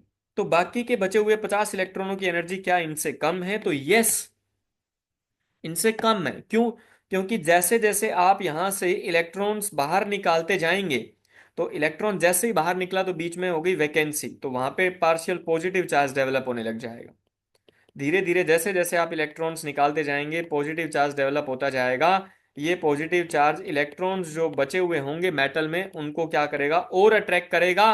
तो मुझे इन्हीं इलेक्ट्रॉनों को निकालने के लिए और ज्यादा एनर्जी की आवश्यकता होगी, लेकिन मैं तो एनर्जी उतनी दे रहा हूं, पहले से ही फिक्स अमाउंट ऑफ एनर्जी दे रहा हूं उनको। तो अगर मैं बोल रहा हूं कि अपन फिक्स अमाउंट ऑफ एनर्जी उनको सप्लाई करते जा रहे हैं, तो इलेक्ट्रॉन जिनको पहले निकलने के लिए later suppose 3 electron volt energy चाहिए थी, दो वो अपने साथ कैरी करके मतलब साथ लेके निकल रहा था, तो यानी कि मैंने यहाँ जो एनर्जी सप्लाई की है वो सप्लाई की है बेटे जी 5 इलेक्ट्रॉन वोल्ट की। तो यहाँ 5 इलेक्ट्रॉन वोल्ट एनर्जी देंगे और यहाँ भी 5 इलेक्ट्रॉन वोल्ट एनर्जी देंगे। ठीक है, क्योंकि एनर्जी ऑफ द फोटोन जो है वो अल्टीमेटली डिपेंड करता है सिर्फ सोर्स फ्रीक्वेंसी पे, और वो मैंने चेंज नहीं की। तो उसमें से 3 इलेक्ट्रॉन वोल्ट एनर्जी का यूज तो क्या कर लिया, इलेक्ट्रॉन ने इस मेटालिक सरफेस से बाहर आने में कर लिया। तो बाकी एनर्जी कितनी बची है उसके पास, 2 इलेक्ट्रॉन वोल्ट, जो उसको कैथोड से एनोड तक लेके जाने में हेल्प कर रही है। लेकिन इन 50 इलेक्ट्रॉन्स के बाद वाले जो 50 इलेक्ट्रॉन्स होंगे उनकी एनर्जी जो है वो 2 इलेक्ट्रॉन वोल्ट नहीं होगी, वो कम होगी, तो वो कैथोड टू एनोड नहीं पहुंच पाएंगे, तो उनकी वजह से सर्किट में इलेक्ट्रिक करंट फ्लो नहीं होगा। और ऐसा ही कुछ यहां हो रहा है, सेम प्रोसेस। ठीक है, तो अल्टीमेटली मैं ये समझाने की कोशिश कर रहा था कि इंटेंसिटी इंक्रीज करने पे नंबर ऑफ फोटॉन्स इंक्रीज होते हैं, नंबर ऑफ फोटॉन्स की वजह से नंबर ऑफ इलेक्ट्रॉन्स इंक्रीज होते हैं, जिनकी वजह से number of electrons reaching from cathode to anode that will increase, और उसकी वजह से फोटो करंट जो है वो भी क्या हो जाएगा, इंक्रीज हो जाएगा। ठीक है, that's what is the concept इसके पीछे का। अब ये एग्जाम्पल जो है ये अपन आगे कंटिन्यू करेंगे, ठीक है, इसको आगे अपन कैरी फॉरवर्ड करेंगे। तो मैं इसको उठा लेता हूं यहाँ पे, कॉपी पेस्ट शायद मेरे को जरूरत पड़े इसकी। ठीक है, आगे चलते हैं। तो मेरे को ये पता चल गया कि इंटेंसिटी और फोटो करंट में कैसा रिलेशन है। अब बारी आती है कि लाइट की सिर्फ इंटेंसिटी नहीं, भाई मास्टर आप तो हमें ये बताइए कि क्या सोर्स फ्रीक्वेंसी और फोटो करंट का रिलेशन है या नहीं। तो फ्रीक्वेंसी वर्सेस फोटो करंट, आइए देखते हैं फ्रीक्वेंसी वर्सेस फोटो करंट क्या होगा। तो बेसिकली फोटो करंट, आइए समझते हैं फोटो करंट। देखिए अल्टीमेटली उल्टा रिट्रेस करते हैं पाथ को। फोटो करंट जो है किस पे डिपेंड करता है, फोटो इलेक्ट्रॉन्स पे डिपेंड करता है। फोटो इलेक्ट्रॉन्स वो भी कौन से वाले, जो फोटो इलेक्ट्रॉन्स कैथोड से कहाँ जा रहे होंगे, एनोड जा रहे होंगे, उन पे डिपेंडेंसी है। फोटो इलेक्ट्रॉन्स डिपेंड कर रहे हैं हालांकि किस पे, नंबर ऑफ फोटॉन्स पे। इस बार मैं नंबर ऑफ फोटॉन्स में कोई चेंज नहीं कर रहा। अगर नंबर ऑफ फोटॉन्स चेंज नहीं कर रहे हैं इसका मतलब total number of photo electrons भी चेंज नहीं हो रहे हैं। मैं ये नहीं बोल रहा कि फोटो इलेक्ट्रॉन्स चेंज नहीं हो रहे। ये फोटो इलेक्ट्रॉन कौन से हैं, वो जो कैथोड से कहाँ जाते हैं, एनोड में मेंशन कर देता हूं, ये फोटो इलेक्ट्रॉन मैंने वो लिखे हैं जो कैथोड से कहाँ जाते हैं, एनोड जाते हैं। तो फ्रीक्वेंसी इंक्रीज करने से होगा क्या, अब जैसे ही आपने सोर्स की फ्रीक्वेंसी इंक्रीज की, तो सोर्स की फ्रीक्वेंसी इंक्रीज करने से किस चीज पे फर्क पड़ेगा, फर्क पड़ेगा एनर्जी ऑफ द फोटोन। तो एनर्जी ऑफ द फोटोन, तो एनर्जी ऑफ द फोटोन भी क्या हो जाएगी, इंक्रीज। अगर ज्यादा एनर्जी के फोटोन आते हैं तो उसकी वजह से, भाई इस वाले एग्जांपल को अगर आप केस वन को उठाएं, जैसे मान लीजिए यहाँ पे 6 इलेक्ट्रॉन वोल्ट एनर्जी का आ गया, ठीक है। अगर मैं आपको ये बोलता हूं कि ये 6 इलेक्ट्रॉन वोल्ट एनर्जी का अगर आपने इसको फोटोन देना स्टार्ट कर दिया, तो 3 की तो इसने यूज कर लिया, बची कितनी उसके पास, 3, ये तो बड़े आराम से जाएंगे। तो ये 50 इलेक्ट्रॉनों के पास अब 3 इलेक्ट्रॉन वोल्ट है, मोर और लेस, यहाँ 50 नहीं, हो सकता है ज्यादा हो, क्योंकि 3 इलेक्ट्रॉन, इसको तो 2 ही चाहिए ना, ठीक है। अगर ये 4 इलेक्ट्रॉन वोल्ट हो भी जाती है धीरे धीरे इंक्रीज होके, कि इलेक्ट्रॉन को निकालने के लिए ज्यादा एनर्जी रिक्वायर्ड हो रही है धीरे धीरे, क्यों, क्योंकि पॉजिटिव चार्ज डेवलप होता जा रहा है जो उन इलेक्ट्रॉनों को और अट्रैक्ट कर रहा है, तो मुझे ज्यादा एनर्जी देनी पड़ेगी उसको बाहर निकालने के लिए, ठीक है। तो यहां ज्यादा नंबर ऑफ क्या आएंगे, इलेक्ट्रॉन्स आएंगे, जो कैथोड से कहां जाने की कोशिश करेंगे, एनोड तक पहुंचने की कोशिश करेंगे। यानी कि number of photo electrons reaching from cathode to anode that will increase. तो एनर्जी ऑफ द फोटोन बढ़ा, तो एनर्जी ऑफ द फोटोन बढ़ने की वजह से number of electrons from cathode to anode that will increase, which implies that photo current also increases। तो photo current increase हो गया। अब इसमें एक फिनोमिना और आता है, मान लीजिए कि इस वाले केस में ये जो 100 इलेक्ट्रॉन है, ये 100 के 100 इलेक्ट्रॉन अगर यहां पहुंच जाए तो क्या, बताइए। तो अगर मैं यहाँ पे कुछ एनर्जी में चेंज कर दूं तब कोई फर्क पड़ेगा, तब फर्क नहीं पड़ेगा। तो ये 100 इलेक्ट्रॉनों के, यानी कि सारे के सारे इलेक्ट्रॉनों के वहां पहुंचने के पीछे का राज क्या है वो समझते हैं। यानी कि यहाँ देखिए, इस वाले में 50 इलेक्ट्रॉन ही जा पा रहे हैं, इसमें 80 जा पा रहे हैं, बल्कि यहाँ रिलीज 100 कर रहा है और ये कितने कर रहा है, ये एमिट कर रहा है 200 एमिट कर सकता है। तो अगर मैं मान के चलूं कि ये 100 के 100 इलेक्ट्रॉन एमिट कर रहा है और ये 200 एमिट कर रहा है, लेकिन ये 100 काबिल नहीं है कैथोड से एनोड जाने की, और ये 200 में सारे के सारे काबिल नहीं है कैथोड से एनोड जाने के लिए, तो हम क्या करेंगे। तो आइए इस सर्किट को कंप्लीट करते हैं, हम इसको समझते हैं कि आखिर क्या करते हैं यहां पे, आराम से। हमने क्या किया, यहां पे कनेक्ट कर देते हैं बेटे जी सोर्स, ठीक है। ये कलर कुछ ज्यादा मजेदार नहीं है, लेकिन फिर भी दैट इज ओके। सोर्स का मतलब है हमने एक बैटरी कनेक्ट कर दी यहां पे, ओके। तो आपने एक बैटरी कनेक्ट कर दी, अब इस बैटरी के कनेक्ट करने से होगा क्या वो समझेंगे अपन। ये इलेक्ट्रॉन जो कैथोड से कहाँ जा रहे हैं, एनोड जा रहे हैं। अगर मैं बात करता हूं कि हाई पोटेंशियल एंड और लो पोटेंशियल एंड, तो ये हाई पोटेंशियल एंड है और ये लो पोटेंशियल एंड है। तो इस सोर्स की वजह से जो इलेक्ट्रिक फील्ड आएगा वो आएगा इस डायरेक्शन में।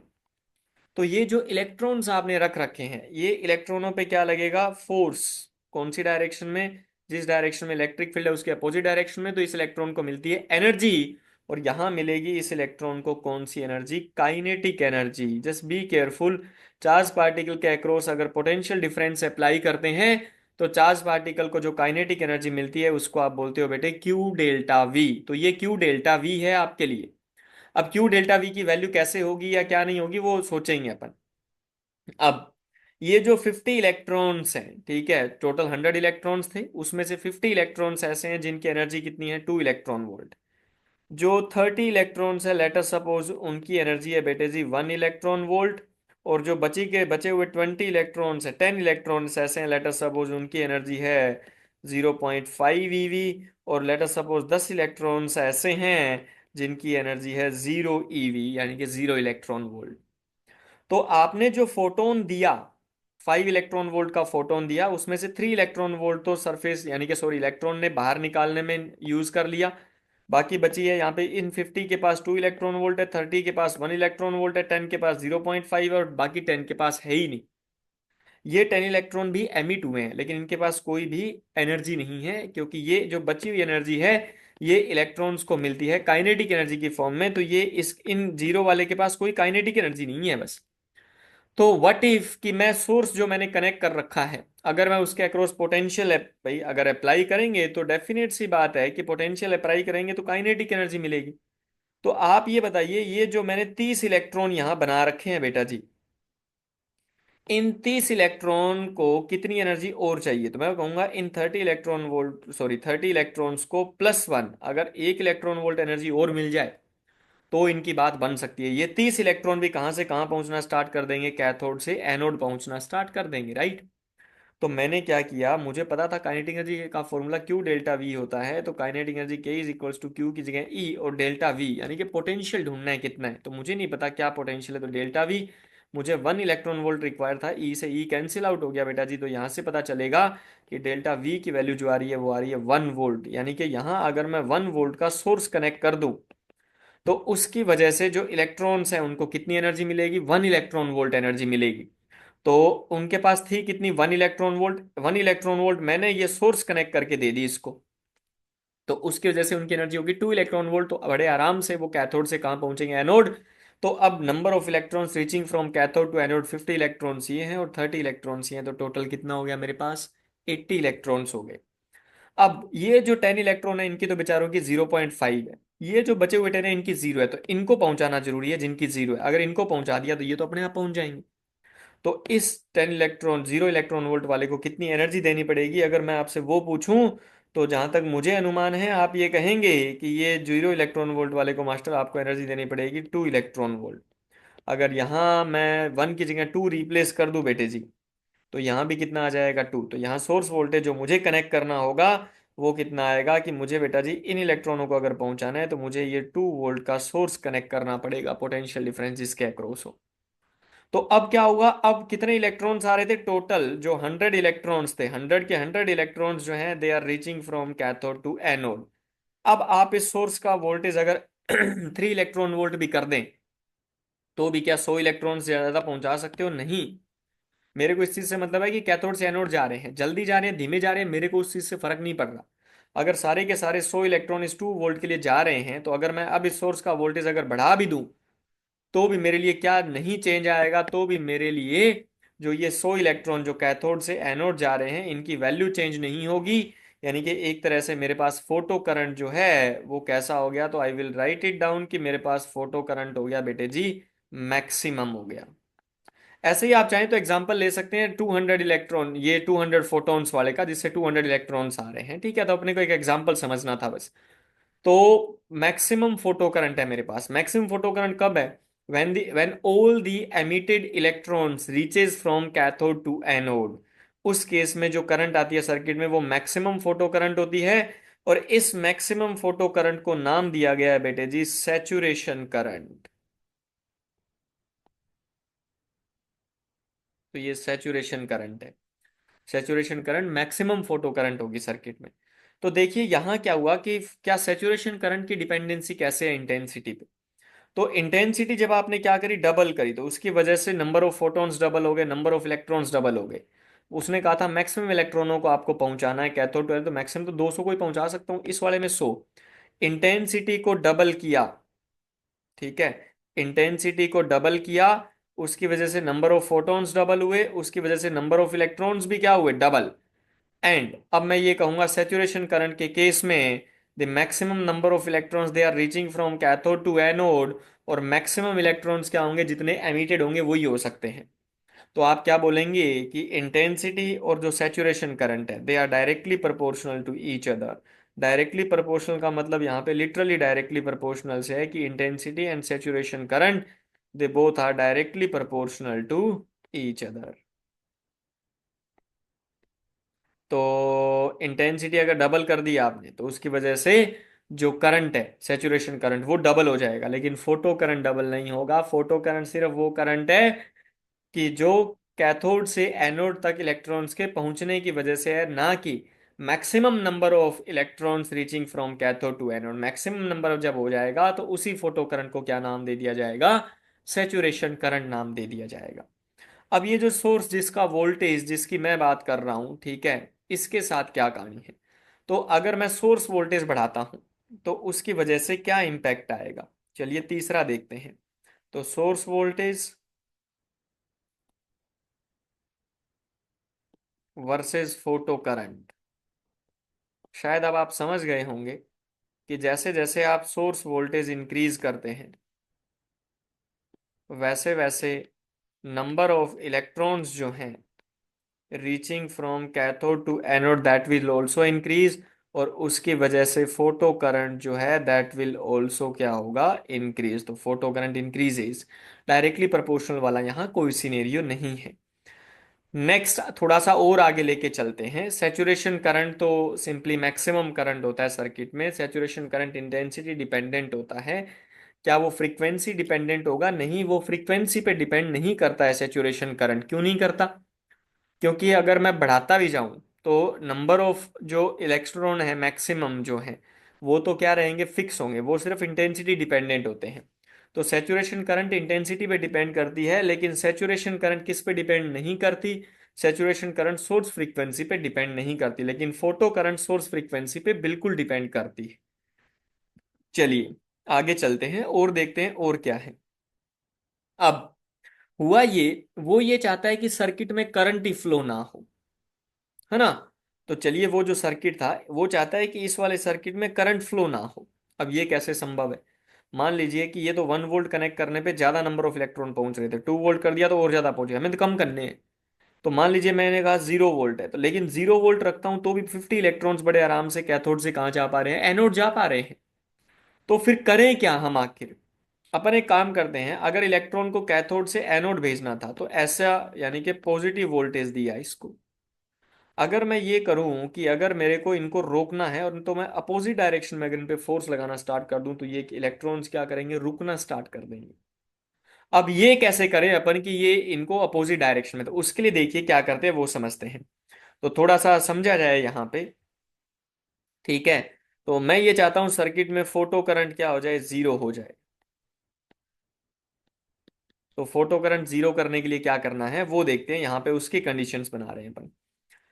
हमने ये कहा केस वन जो अपन ले रहे थे ऊपर, उसमें 50 इलेक्ट्रॉन्स ऐसे थे जिनकी एनर्जी 2 इलेक्ट्रॉन वोल्ट है। अगर मैं इन इलेक्ट्रॉनों को रोक दूं कैथोड से एनोड जाने से तो मेरी बात बन सकती है। तो मैं एक रफ सा डायग्राम ड्रॉ कर रहा हूं, एनोड कैथोड, मैंने यहाँ पे सोर्स कनेक्ट कर रखा है कुछ इस तरह से।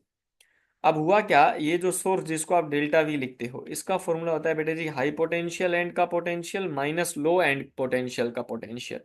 पॉजिटिव का मतलब यहाँ पॉजिटिव पोटेंशियल, और नेगेटिव का मतलब यहाँ नेगेटिव पोटेंशियल से नहीं होता है।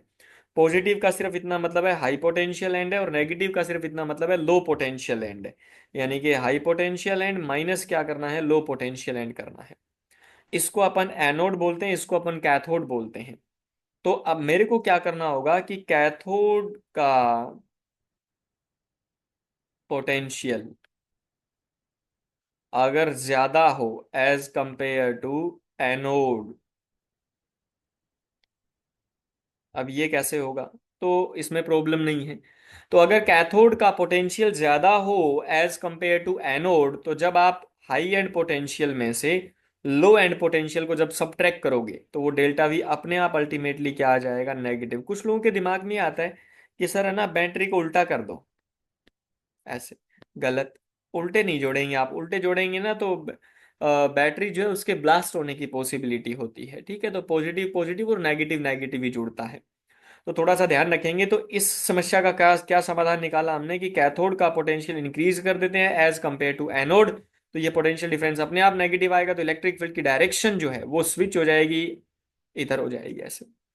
अब अगर इधर हो गई नेगेटिव का मतलब नेगेटिव नहीं था, ये हाई पोटेंशियल है भाई, इसका पोटेंशियल कैथोड का पोटेंशियल ज्यादा है, तो ये हाई है और ये लो है, तो ऐसे आएगा इलेक्ट्रिक फील्ड। तो इलेक्ट्रॉन पे फोर्स लगेगा इधर, तो उसकी वजह से जो कैथोड वाला इलेक्ट्रॉन है वो क्या करेगा, रुक जाएगा।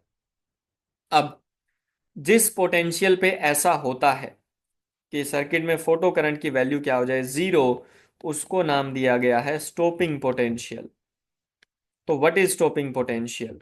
हम ये कहेंगे stopping potential is nothing but, simple सा ये कि भैया जी, to stop the to stop the electron of maximum kinetic energy to reach from cathode to anode, the required negative potential, or the required negative potential is called stopping potential. Meanwhile बेटा जी, मैं आपको ये भी mention कर देता हूँ कि यहाँ कैथोड का पोटेंशियल सिर्फ एनोड के कंपैरिजन में ज्यादा है, और कुछ नहीं है। ठीक है, तो स्टॉपिंग पोटेंशियल हालांकि नेगेटिव होता है। स्टॉपिंग पोटेंशियल को मैं रिप्रेजेंट करूंगा वी एस से। वी का मतलब वोल्टेज से, एस का मतलब स्टॉपिंग से है यहाँ पे। तो अब ये जो स्टॉपिंग पोटेंशियल है, ठीक है, stopping potential nothing but it is just the negative potential which is required to stop the maximum kinetic energy का इलेक्ट्रॉन, जो कहां से कहां पहुंच रहा हो, कैथोड टू एनोड पहुंच रहा हो। अब ये स्टॉपिंग पोटेंशियल की डिपेंडेंसी जो है उसको समझना बहुत जरूरी है। तो चलिए वो देखते हैं। तो नेक्स्ट अपन शायद के फोर्थ वाले पॉइंट पे हैं, इंटेंसिटी वर्सेस स्टॉपिंग पोटेंशियल। अब मेरे को ये जानना है कि स्टॉपिंग पोटेंशियल और इंटेंसिटी में क्या रिलेशन है, तो उल्टा चलते हैं अपन। तो आप मेरे को ये बताओ, उसने कहा स्टॉपिंग पोटेंशियल, तो स्टॉपिंग पोटेंशियल की डायरेक्ट डिपेंडेंसी किस पे है? जो मैक्सिमम काइनेटिक एनर्जी का इलेक्ट्रॉन है उस पे, है ना। तो स्टॉपिंग पोटेंशियल डिपेंड करता है मैक्सिमम काइनेटिक एनर्जी वाले इलेक्ट्रॉन पे, ना। इलेक्ट्रॉन जिसकी काइनेटिक एनर्जी क्या हो, मैक्सिमम हो। और ये काइनेटिक एनर्जी किस पे डिपेंड करती है? देखिए, काइनेटिक एनर्जी डिपेंड किस पे करेगी। आप अगर एग्जांपल से समझे तो यहाँ 5 इलेक्ट्रॉन वोल्ट एनर्जी का फोटोन था, 3 इसको चाहिए थी, तो इसके पास 2 बची है। अगर मान लो यही 10 इलेक्ट्रॉन वोल्ट का आ जाए तो 10 - 3 कितना बचेगा, 7। तो इसके पास 7 बचेगी मैक्सिमम। तो स्टॉपिंग पोटेंशियल भी अकॉर्डिंगली चेंज हो जाएगा। तो अपन ये बोलेंगे कि जैसे स्टॉपिंग पोटेंशियल जो वो मैक्सिमम काइनेटिक एनर्जी वाले इलेक्ट्रॉन पे डिपेंड कर रहा है, और मैक्सिमम काइनेटिक एनर्जी किसी इलेक्ट्रॉन की होना वो डिपेंड करती है किस पे? एनर्जी ऑफ द फोटोन पे डिपेंड करती है। तो ये डिपेंड करता है एनर्जी ऑफ द फोटोन। तो एनर्जी ऑफ द फोटोन जो है वो इंटेंसिटी पे डिपेंड नहीं करती, मतलब स्टॉपिंग पोटेंशियल इज इंडिपेंडेंट। तो stopping potential is independent from,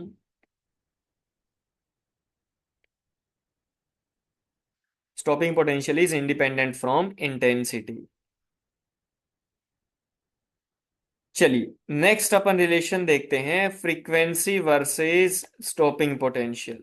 इस यहां अपनी बात बन सकती है शायद। स्टॉपिंग पोटेंशियल डिपेंड करता है मैक्सिमम काइनेटिक एनर्जी वाले इलेक्ट्रॉन पे। मैक्सिमम काइनेटिक एनर्जी जो है वो डिपेंड करती है एनर्जी पे। एनर्जी भी किसकी? फोटोन की एनर्जी। और फोटोन की एनर्जी डिपेंड करती है बेटे जी सोर्स फ्रीक्वेंसी पे। इसका मतलब है कि फ्रीक्वेंसी अगर बढ़ा दूं तो क्या चेंजेस आएंगे वो समझते जाओ। अगर आपने फ्रीक्वेंसी बढ़ाई तो उसकी वजह से फोटोन की एनर्जी बढ़ेगी बेटे। अगर फोटोन की एनर्जी बढ़ेगी तो मैक्सिमम काइनेटिक एनर्जी जो है इलेक्ट्रॉन की वो बढ़ जाएगी, और उसके बढ़ने की वजह से स्टॉपिंग पोटेंशियल भी बढ़ जाएगा। लेकिन डायरेक्टली प्रोपोर्शनल नहीं है, बस ये ध्यान रखिएगा। ठीक है, तो ये रिलेशन है फ्रीक्वेंसी वर्सेस किसमें, स्टॉपिंग पोटेंशियल में, इस तरह का। तो ये फिनोमिना जो है आपको ध्यान रखने होंगे कि कौन किस पे डिपेंड करता है या नहीं डिपेंड करता है, और डिपेंडेंसी किस टाइप से है। सिंपल सा है बिल्कुल एकदम।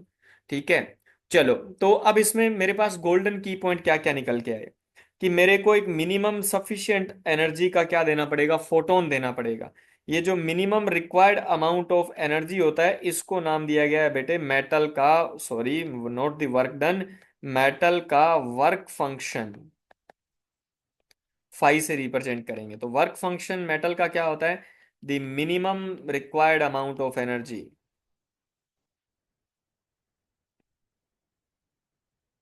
The minimum required amount of energy for photo electric effect, उसको अपन बोलेंगे कि वो क्या है, वर्क फंक्शन है। तो यानी कि जब भी आप एनर्जी का फोटोन देते हैं तो एनर्जी ऑफ फोटोन, ठीक है जी, that should be always greater than और equal to the work function of the metal. अगर मेटल के वर्क फंक्शन से क्या है, कम है, तो फिर वो इलेक्ट्रॉन बाहर नहीं आएगा, यानी कि फोटो इलेक्ट्रिक इफेक्ट पॉसिबल नहीं होगा अल्टीमेटली। तो ये वर्क फंक्शन, जैसे वर्क फंक्शन है, क्योंकि वर्क फंक्शन एक तरह से ये जो एनर्जी ऑफ द फोटोन है इसी की कहानी है कि एनर्जी क्या है, मिनिमम अमाउंट ऑफ एनर्जी होता है। तो ये डिपेंड करता है फ्रीक्वेंसी पे। अब अगर ये फ्रीक्वेंसी पे डिपेंड करता है तो यहां अपन डिफाइन करते हैं थ्रीशोल्ड फ्रीक्वेंसी। थ्रीशोल्ड फ्रीक्वेंसी को मैंने लिखा nu naught. Energy of the photon, let us suppose they both are equal, तो एनर्जी का फॉर्मूला होता है एच न्यू, तो फाई का फॉर्मूला भी एच न्यू। तो एनर्जी ऑफ द फोटोन को आप एच न्यू लिख सकते हैं और फाई को आप एच न्यू नोट लिख सकते हैं। एच से H has been cancelled out, तो किसी सोर्स की फ्रीक्वेंसी जो है वो थ्रीशोल्ड फ्रीक्वेंसी से ज्यादा होनी चाहिए। यानी कि थ्रीशोल्ड फ्रीक्वेंसी के पीछे का क्या फंडा है, फिर हम ये बोलेंगे the minimum frequency, the minimum frequency below which photoelectric effect is not possible। यानी कि जो सोर्स है उसकी फ्रीक्वेंसी हमेशा थ्रीशोल्ड फ्रीक्वेंसी से ज्यादा होनी चाहिए। जैसे थ्रीशोल्ड आपने फ्रीक्वेंसी, वो थ्रीशोल्ड एनर्जी को उसने वर्क फंक्शन नाम दे दिया, वैसे ही हम कहेंगे यहां आता है बेटे जी threshold wavelength lambda naught. Since we know that the frequency of the source should be greater than or equal to nu naught, frequency का फॉर्मूला होता है c by lambda, तो c by lambda must be greater than or equal to c by lambda naught। c से c has been cancelled out, if I will cross multiply then lambda should be less than equal to क्या आ गया lambda naught। यानी कि वो light जिसके wavelength की आप बात कर रहे हैं, उस लाइट की जिसका इंसिडेंस करवा रहे हैं, उस लाइट की जो वेवलेंथ है वो इस थ्रीशोल्ड वेवलेंथ से क्या होनी चाहिए, कम होनी चाहिए। तो थ्रीशोल्ड वेवलेंथ कैसी हुई थी, maximum wavelength, the maximum wavelength above which photoelectric effect is not possible, उसको अपन बोलेंगे दैट मैक्सिमम वेवलेंथ जो है उसको अपन थ्रीशोल्ड वेवलेंथ के नाम से जानते हैं।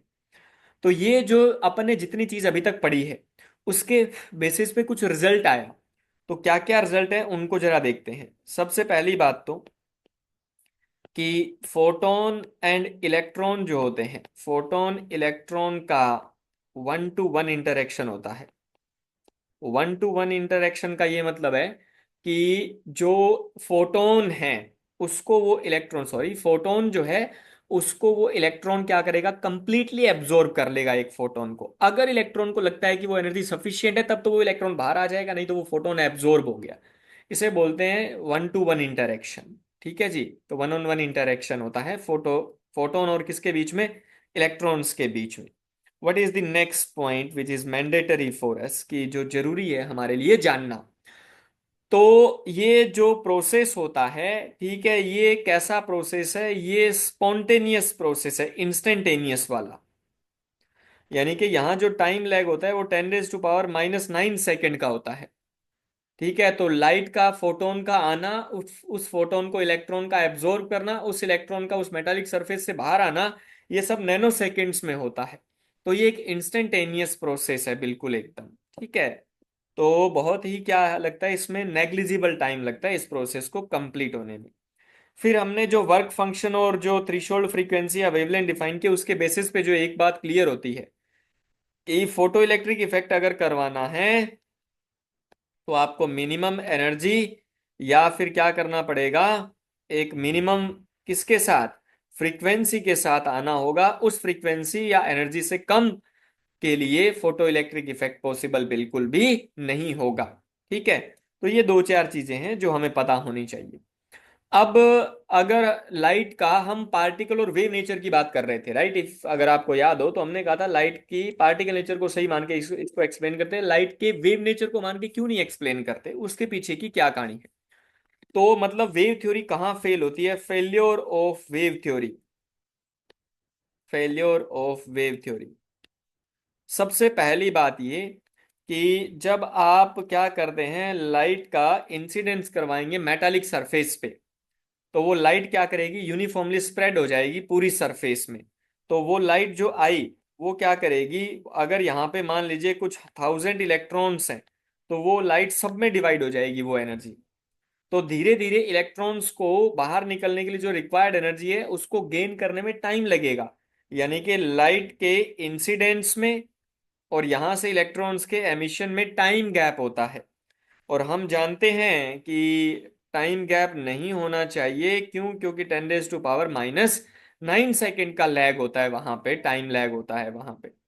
तो ये वेव थ्योरी एक तो यहां फेल हो गई कि भैया अगर वेव थ्योरी को सही मानता हूं तो फोटोन के आने, सॉरी, तो वेव के आने और इलेक्ट्रॉन के एमिशन जो है उसमें क्या लगता है, टाइम गैप होता है, जिसकी वजह से हम इसको जस्टिफाई नहीं कर सकते। ठीक है, फिर वन ऑन वन इंटरेक्शन जो है वो यहाँ पे एप्लीकेबल नहीं है। क्यों? क्योंकि जब आपने कहा कि लाइट यूनिफॉर्मली स्प्रेड हो जाएगी, तो वन टू वन इंटरेक्शन वाला सिनेरियो नहीं है, वो फेल हो गया। फिर हमने कहा था एक मिनिमम अमाउंट से कम एनर्जी के लिए जो फोटो इलेक्ट्रिक इफेक्ट है वो पॉसिबल नहीं होगा। ठीक है, इंटेंसिटी कुछ भी हो कोई फर्क नहीं पड़ता। लेकिन वेव में बेसिकली क्या होता है, वेव में जो एनर्जी होती है वो एनर्जी सब डिपेंडेंट ही किस पे होती है, एनर्जी डिपेंडेंट होती है बेटे जी इंटेंसिटी पे। तो ये क्या करता है, ये नहीं बोलता कि एनर्जी ज्यादा है, अगर वो बोलता है कि लाइट की इंटेंसिटी ज्यादा है तो उसकी वजह से उसके electric field energy as well as उसकी मैग्नेटिक फील्ड एनर्जी दोनों ही क्या होंगी, दोनों ही ज्यादा होंगी। तो थोड़ा सा ध्यान रखेंगे कि इंटेंसिटी ज्यादा होने पर भी क्या हो जाएगा, फोटो इलेक्ट्रिक इफेक्ट हो जाएगा। लेकिन हम जानते हैं इंटेंसिटी कितनी बढ़ा लो, अगर एक मिनिमम अमाउंट ऑफ एनर्जी, जैसे ये जो अपन केस वन ले रहे थे, उसमें अगर मान लो जो फोटोन है, अगर मैं आपको ये कहूं कि इस फोटोन की जो एनर्जी है ये खुद 2 इलेक्ट्रॉन वोल्ट है, इसको चाहिए कितनी 3, वो 2 का 2 आया, एब्जॉर्ब कर गया, क्या वो बाहर निकलेगा? तो नहीं निकलेगा, तो फोटो इलेक्ट्रिक इफेक्ट नहीं होगा। इंटेंसिटी थी उसके पास, आप बढ़ा लोगे तो भी फर्क नहीं पड़ रहा उससे।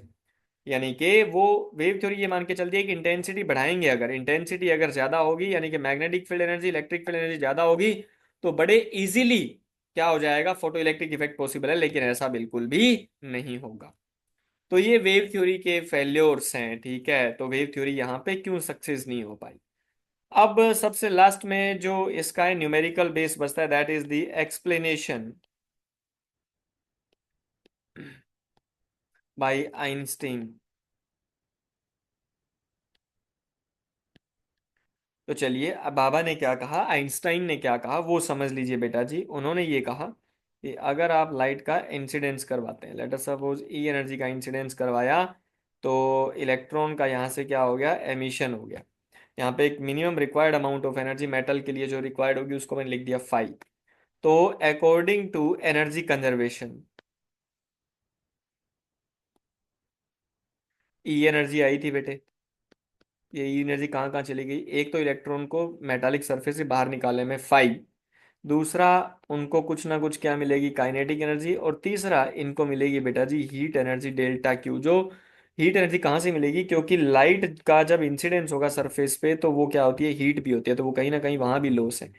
एक सिंगल इलेक्ट्रॉन फोटोन इंटरेक्शन के लिए मैं अमाउंट ऑफ हीट एनर्जी को क्या मान सकता हूँ, नेग्लिजिबल। तो यहां से मेरे को पता चलेगा कि काइनेटिक एनर्जी क्या आएगी इलेक्ट्रॉन की, दैट इज आएगी बेटे जी E-5। अब ये जो फाई आपने लिखा है ये मिनिमम अमाउंट ऑफ एनर्जी होता है, तो ई में से अगर मिनिमम को माइनस किया तो काइनेटिक कैसा बचेगा, मैक्सिमम। यानी कि ये मैक्सिमम काइनेटिक एनर्जी है विच इज E- क्या है, 5। अब फॉर्मूले क्या क्या है यहाँ पे उनकी बात करते हैं। तो let us talk about the kinetic energy of the electron. तो kinetic energy of the electron का फॉर्मूला होगा बेटा जी ½ mv²। अगर काइनेटिक एनर्जी मैक्सिमम है तो वी भी क्या होगा, मैक्सिमम होगा, डेफिनेट सी बात है। ठीक है जी। या फिर आप यहाँ पे क्या यूज कर सकते हैं, काइनेटिक एनर्जी का Q∆V, E × VS। देखिए ई जो है वो भी नेगेटिव चार्ज है, VS भी नेगेटिव, नेगेटिव इंटू नेगेटिव अपने आप क्या हो जाएगा, पॉजिटिव। तो आपको E × VS लिखना है बस। तो ये फॉर्मूला हुआ मैक्सिमम काइनेटिक एनर्जी के। अब बारी आती है एनर्जी ई का, ई यानी कि एनर्जी ऑफ द फोटोन है, विच इज क्या होता है, H/λ, या फिर 12400 divided by lambda, this lambda must be in angstrom, so the energy will be in electron volt. Meanwhile, same formula you can use for the work function phi, but h nu naught hc divided by lambda naught, same picture, 12400 divided by lambda naught in the angstrom, the energy will be in the electron volt. तो master इससे result क्या निकला वो बताइए आप। आइए उस चीज पे आते हैं। Since we know that maximum kinetic energy that is equals to, आपने लिखा है बेटा जी एनर्जी ऑफ द फोटोन -5। थोड़ा सा ओपन करते हैं इसको। मैक्सिमम काइनेटिक एनर्जी को लिख दिया E × VS that is equals to, इसे लिख दिया H न्यू माइनस ये क्या है 5। एज यूजुअल जो है सिंपल मैंने ऊपर से फॉर्मूले यूज किए हैं। यहाँ से अगर मैं पूछूं VS की वैल्यू बताइए, stopping potential, that will B H/E × new, minus क्या हो जाएगा बेटे 5/E हो जाएगा। अगर VS और न्यू के बीच ग्राफ बनाने को कहूँ तो ये भी सिंगल पावर है, ये भी सिंगल पावर है, तो Y is equals to mx+c एक स्ट्रेट लाइन बना सकते हैं। Let us talk about it कि कैसे है। यहाँ पे बना लिया मैंने VS और यहाँ बना लिया मैंने न्यू। तो यहाँ होगा y is equals to m into X plus C की वैल्यू -5/e और m की वैल्यू h/e। तो अपन क्या करेंगे, slope is equals to tan theta is equals to h/e। तो यहाँ से h की वैल्यू पता चलेगी, h is equals to e into क्या है, टेन थीटा। तो h तो प्लांक्स कांस्टेंट है, तो e की वैल्यू, e क्या है यहाँ पे 1.6 इंटू 10⁻⁻19 कुलाम, और ये टेन थीटा भैया, सीधी बात है। तो अगर एक स्ट्रेट लाइन आप चाहें तो आप बना सकते हैं पॉजिटिव स्लोप और नेगेटिव इंटरसेप्ट के साथ में। ये दिस एंगल इज क्या है, थीटा। अगर हम ये थीटा निकाल लें अलग अलग पॉइंट्स बना के, लाइन बना के, तो उससे टेन थीटा की वैल्यू पता चल जाएगी। टेन थीटा पता होगा तो एच पता होगा। तो इस एक्सपेरिमेंट की हेल्प से प्लांक कांस्टेंट की वैल्यू वेरीफाई की गई कि प्लांक कांस्टेंट सही दिया है प्लांक ने। ऐसा सेम अगर आप कहें तो संभव है कि एग्जैक्टली सेम बनेगा। क्या बनेगा सेम, वो देखते हैं अपन, वो मैं आपको बताता हूँ। अब देखिए क्या सीन है, तो वो एंगल अगर थीटा था तो भैया जी ये एंगल भी क्या होगा, थीटा। क्योंकि एच कांस्टेंट है, ई भी कांस्टेंट है, तो टेन थीटा कांस्टेंट होगा, they both will be parallel. तो ओके जी, पैरेलल होंगे। अब मान लेते हैं बेटा जी, ये वाला जो है, ये रेड वाला बी के लिए है और ब्लैक वाला ए के लिए है। तो ये ए का इंटरसेप्ट है विच इज 5a/e है, और ये बी का इंटरसेप्ट है विच इज कौन है, 5b/e है। तो जिसका इंटरसेप्ट ज्यादा है उसके लिए वर्क फंक्शन भी ज्यादा होगा। 5a/e will be greater than, sorry, 5b/e will be greater than 5a/e।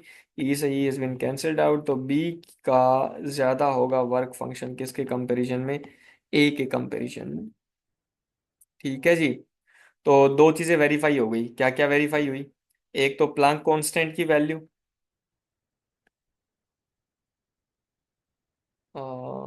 Sorry, एक तो प्लांक कांस्टेंट की वैल्यू वेरीफाई हो गई, और दूसरे बेटे जी work function can be compare. ठीक है, दो रिजल्ट आते हैं यहां से। अब मैं आपको ये बताना चाह रहा हूं कि मैं एक ग्राफ बनाता हूं अल्टीमेटली, थोड़ा आप ध्यान से समझिएगा इस कर्व को, जो मैं अभी बनाना चाह रहा हूं।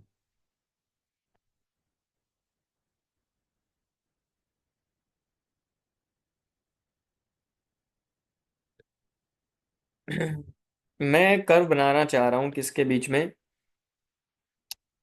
वी पोटेंशियल है और ये आई करंट है, करंट वर्सेस पोटेंशियल ग्राफ। ध्यान से समझ लीजिएगा। पोटेंशियल, सोर्स पोटेंशियल जैसे जैसे बढ़ाते जाओगे करंट बढ़ता जाएगा, बिना सोर्स वोल्टेज, यानी कि जीरो सोर्स वोल्टेज पे कुछ ना कुछ क्या था, करंट था। लेकिन जैसे जैसे मैं बढ़ाता गया वैसे वैसे क्या होगा, वैल्यू बढ़ती जाएगी। लेकिन एक पल ऐसा आएगा जब ये वैल्यू क्या होगी बेटे, फिक्स होगी। वजह, saturation current, maximum number they will reach from cathode to anode. ठीक है जी। फिर अगर नेगेटिव पोटेंशियल हो, नेगेटिव पोटेंशियल मतलब स्टॉपिंग पोटेंशियल, तो धीरे धीरे करंट की वैल्यू सर्किट में क्या होती जाएगी, कम होती जाएगी। और एक पल ऐसा आएगा जब करंट जीरो हो जाएगा और स्टॉपिंग पोटेंशियल बचेगा आपके पास। कुछ पल्ले पड़ी कहानी, तो ये कर्व है। ये जो करंट की वैल्यू फिक्स होगी, कांस्टेंट होगी बेटे जी, इसको कहेंगे आप, ये सैचुरेशन करंट है। मैक्सिमम है ना, देखो, इससे ऊपर नहीं जा पा रहे। ठीक है, ये बनाया मैंने ए के लिए। अब ऐसा ही ग्राफ जो है बिल्कुल एग्जैक्ट सेम बनाऊंगा मैं बी के लिए। ठीक है, देखते जाइए कैसे होगा।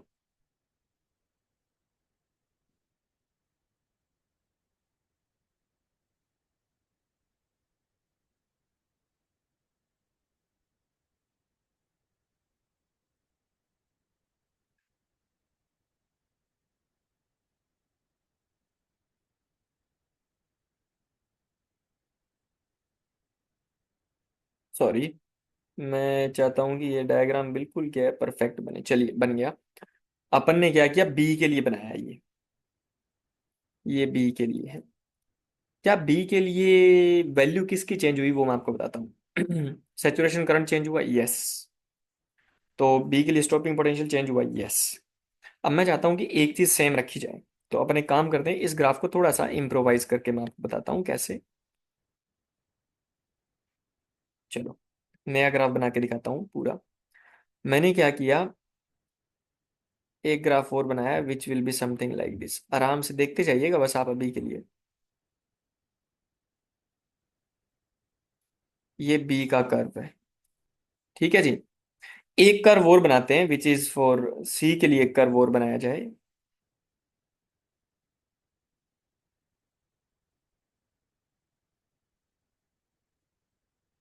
ये हो गया सी के लिए। ठीक है। अब इसमें क्या क्या सेम है क्या क्या अलग है वो देखते हैं ए बी सी के लिए। सबसे पहले अपन बात करते हैं करंट के बारे में, सैचुरेशन करंट।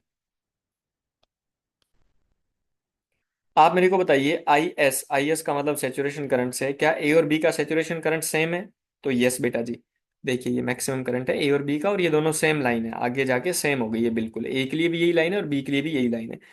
तो आई एस ए के लिए इक्वल है आई एस किसके लिए, सैचुरेशन करंट बी के लिए। लेकिन इन दोनों का सैचुरेशन करंट ज्यादा है किसके सैचुरेशन करंट से, सी के सैचुरेशन करंट से। तो यहां से मेरे को इंटेंसिटी का कंपैरिजन मिल गया। अगर सेम है सैचुरेशन करंट तो इंटेंसिटी भी ए और बी की इक्वल होगी, एज वेल एज ये ज्यादा होगी भी किसके कंपैरिजन में, सी के कंपैरिजन। तो इंटेंसिटी के कभी भी कंपैरिजन करते हुए करनी हो तो सैचुरेशन करंट को उठाइएगा। नेक्स्ट सेकंड जो चीज आती है इसमें, that is stopping potential. Stopping potential किसका सेम है, बी और सी का स्टॉपिंग पोटेंशियल सेम है और ए का अलग है। तो ए का स्टॉपिंग पोटेंशियल ज्यादा है। ठीक है जी। तो ए का stopping potential, V S stopping potential है ए का, that is greater than as compare to B का stopping potential, as well as किसका कहेंगे अपन, सी का। लेकिन बी और सी का इक्वल है तो स्टॉपिंग पोटेंशियल जो है वो बी और सी के इक्वल है। तो यहाँ मैंने लिख दिया पोटेंशियल। पोटेंशियल पोटेंशियल नहीं है, स्टॉपिंग पोटेंशियल है। देखिए स्टॉपिंग पोटेंशियल पे यहाँ ये यहाँ आ रहे हैं ना, तो ये एक्स एक्सिस पे वाई कोऑर्डिनेट जीरो होगा, वाई कोऑर्डिनेट पे मैंने आई प्लॉट किया, आई मतलब करंट प्लॉट किया है ना। तो इन वाले वोल्टेज पे क्या हो जाएगा, करंट जीरो है। स्टॉपिंग पोटेंशियल पे करंट जीरो होता है। तो अगर ए का स्टॉपिंग पोटेंशियल ज्यादा है तो इसका मतलब ए की फ्रीक्वेंसी भी ज्यादा है एज कंपेयर टू बी और सी के, लेकिन बी और सी की फ्रीक्वेंसी क्या है, सेम है। तो कभी भी आपको पोटेंशियल कंपेयर करना हो, फ्रीक्वेंसी के बारे में जानना हो, तो इन दोनों को रिलेट करेंगे। और अगर करंट, सैचुरेशन करंट और इंटेंसिटी हो तो अपन इस वाले रिलेशन के बेसिस पे वर्क करते हैं। तो ये कहानी है इसके पीछे। आई होप कि आपको समझ आया होगा, आपको कोई दिक्कत नहीं आई होगी। लेकिन फिर भी बेटा जी अगर आपको कोई दिक्कत लगे तो बिल्कुल आप क्लेरिफाई कर सकते हैं। जल्दी ही अपन इसके कुछ क्वेश्चंस जो हैं वो भी प्रैक्टिस करेंगे, ठीक है, फर्दर आगे। तो आपको और आइडिया हो जाएगा कि न्यूमेरिकल बेस जो है वो क्या है इनका। चलिए, thank you so much, thank you so much guys, thank you for watching the video. कोई भी दिक्कत लगे बेटा कमेंट करके बता सकते हैं। Thank you.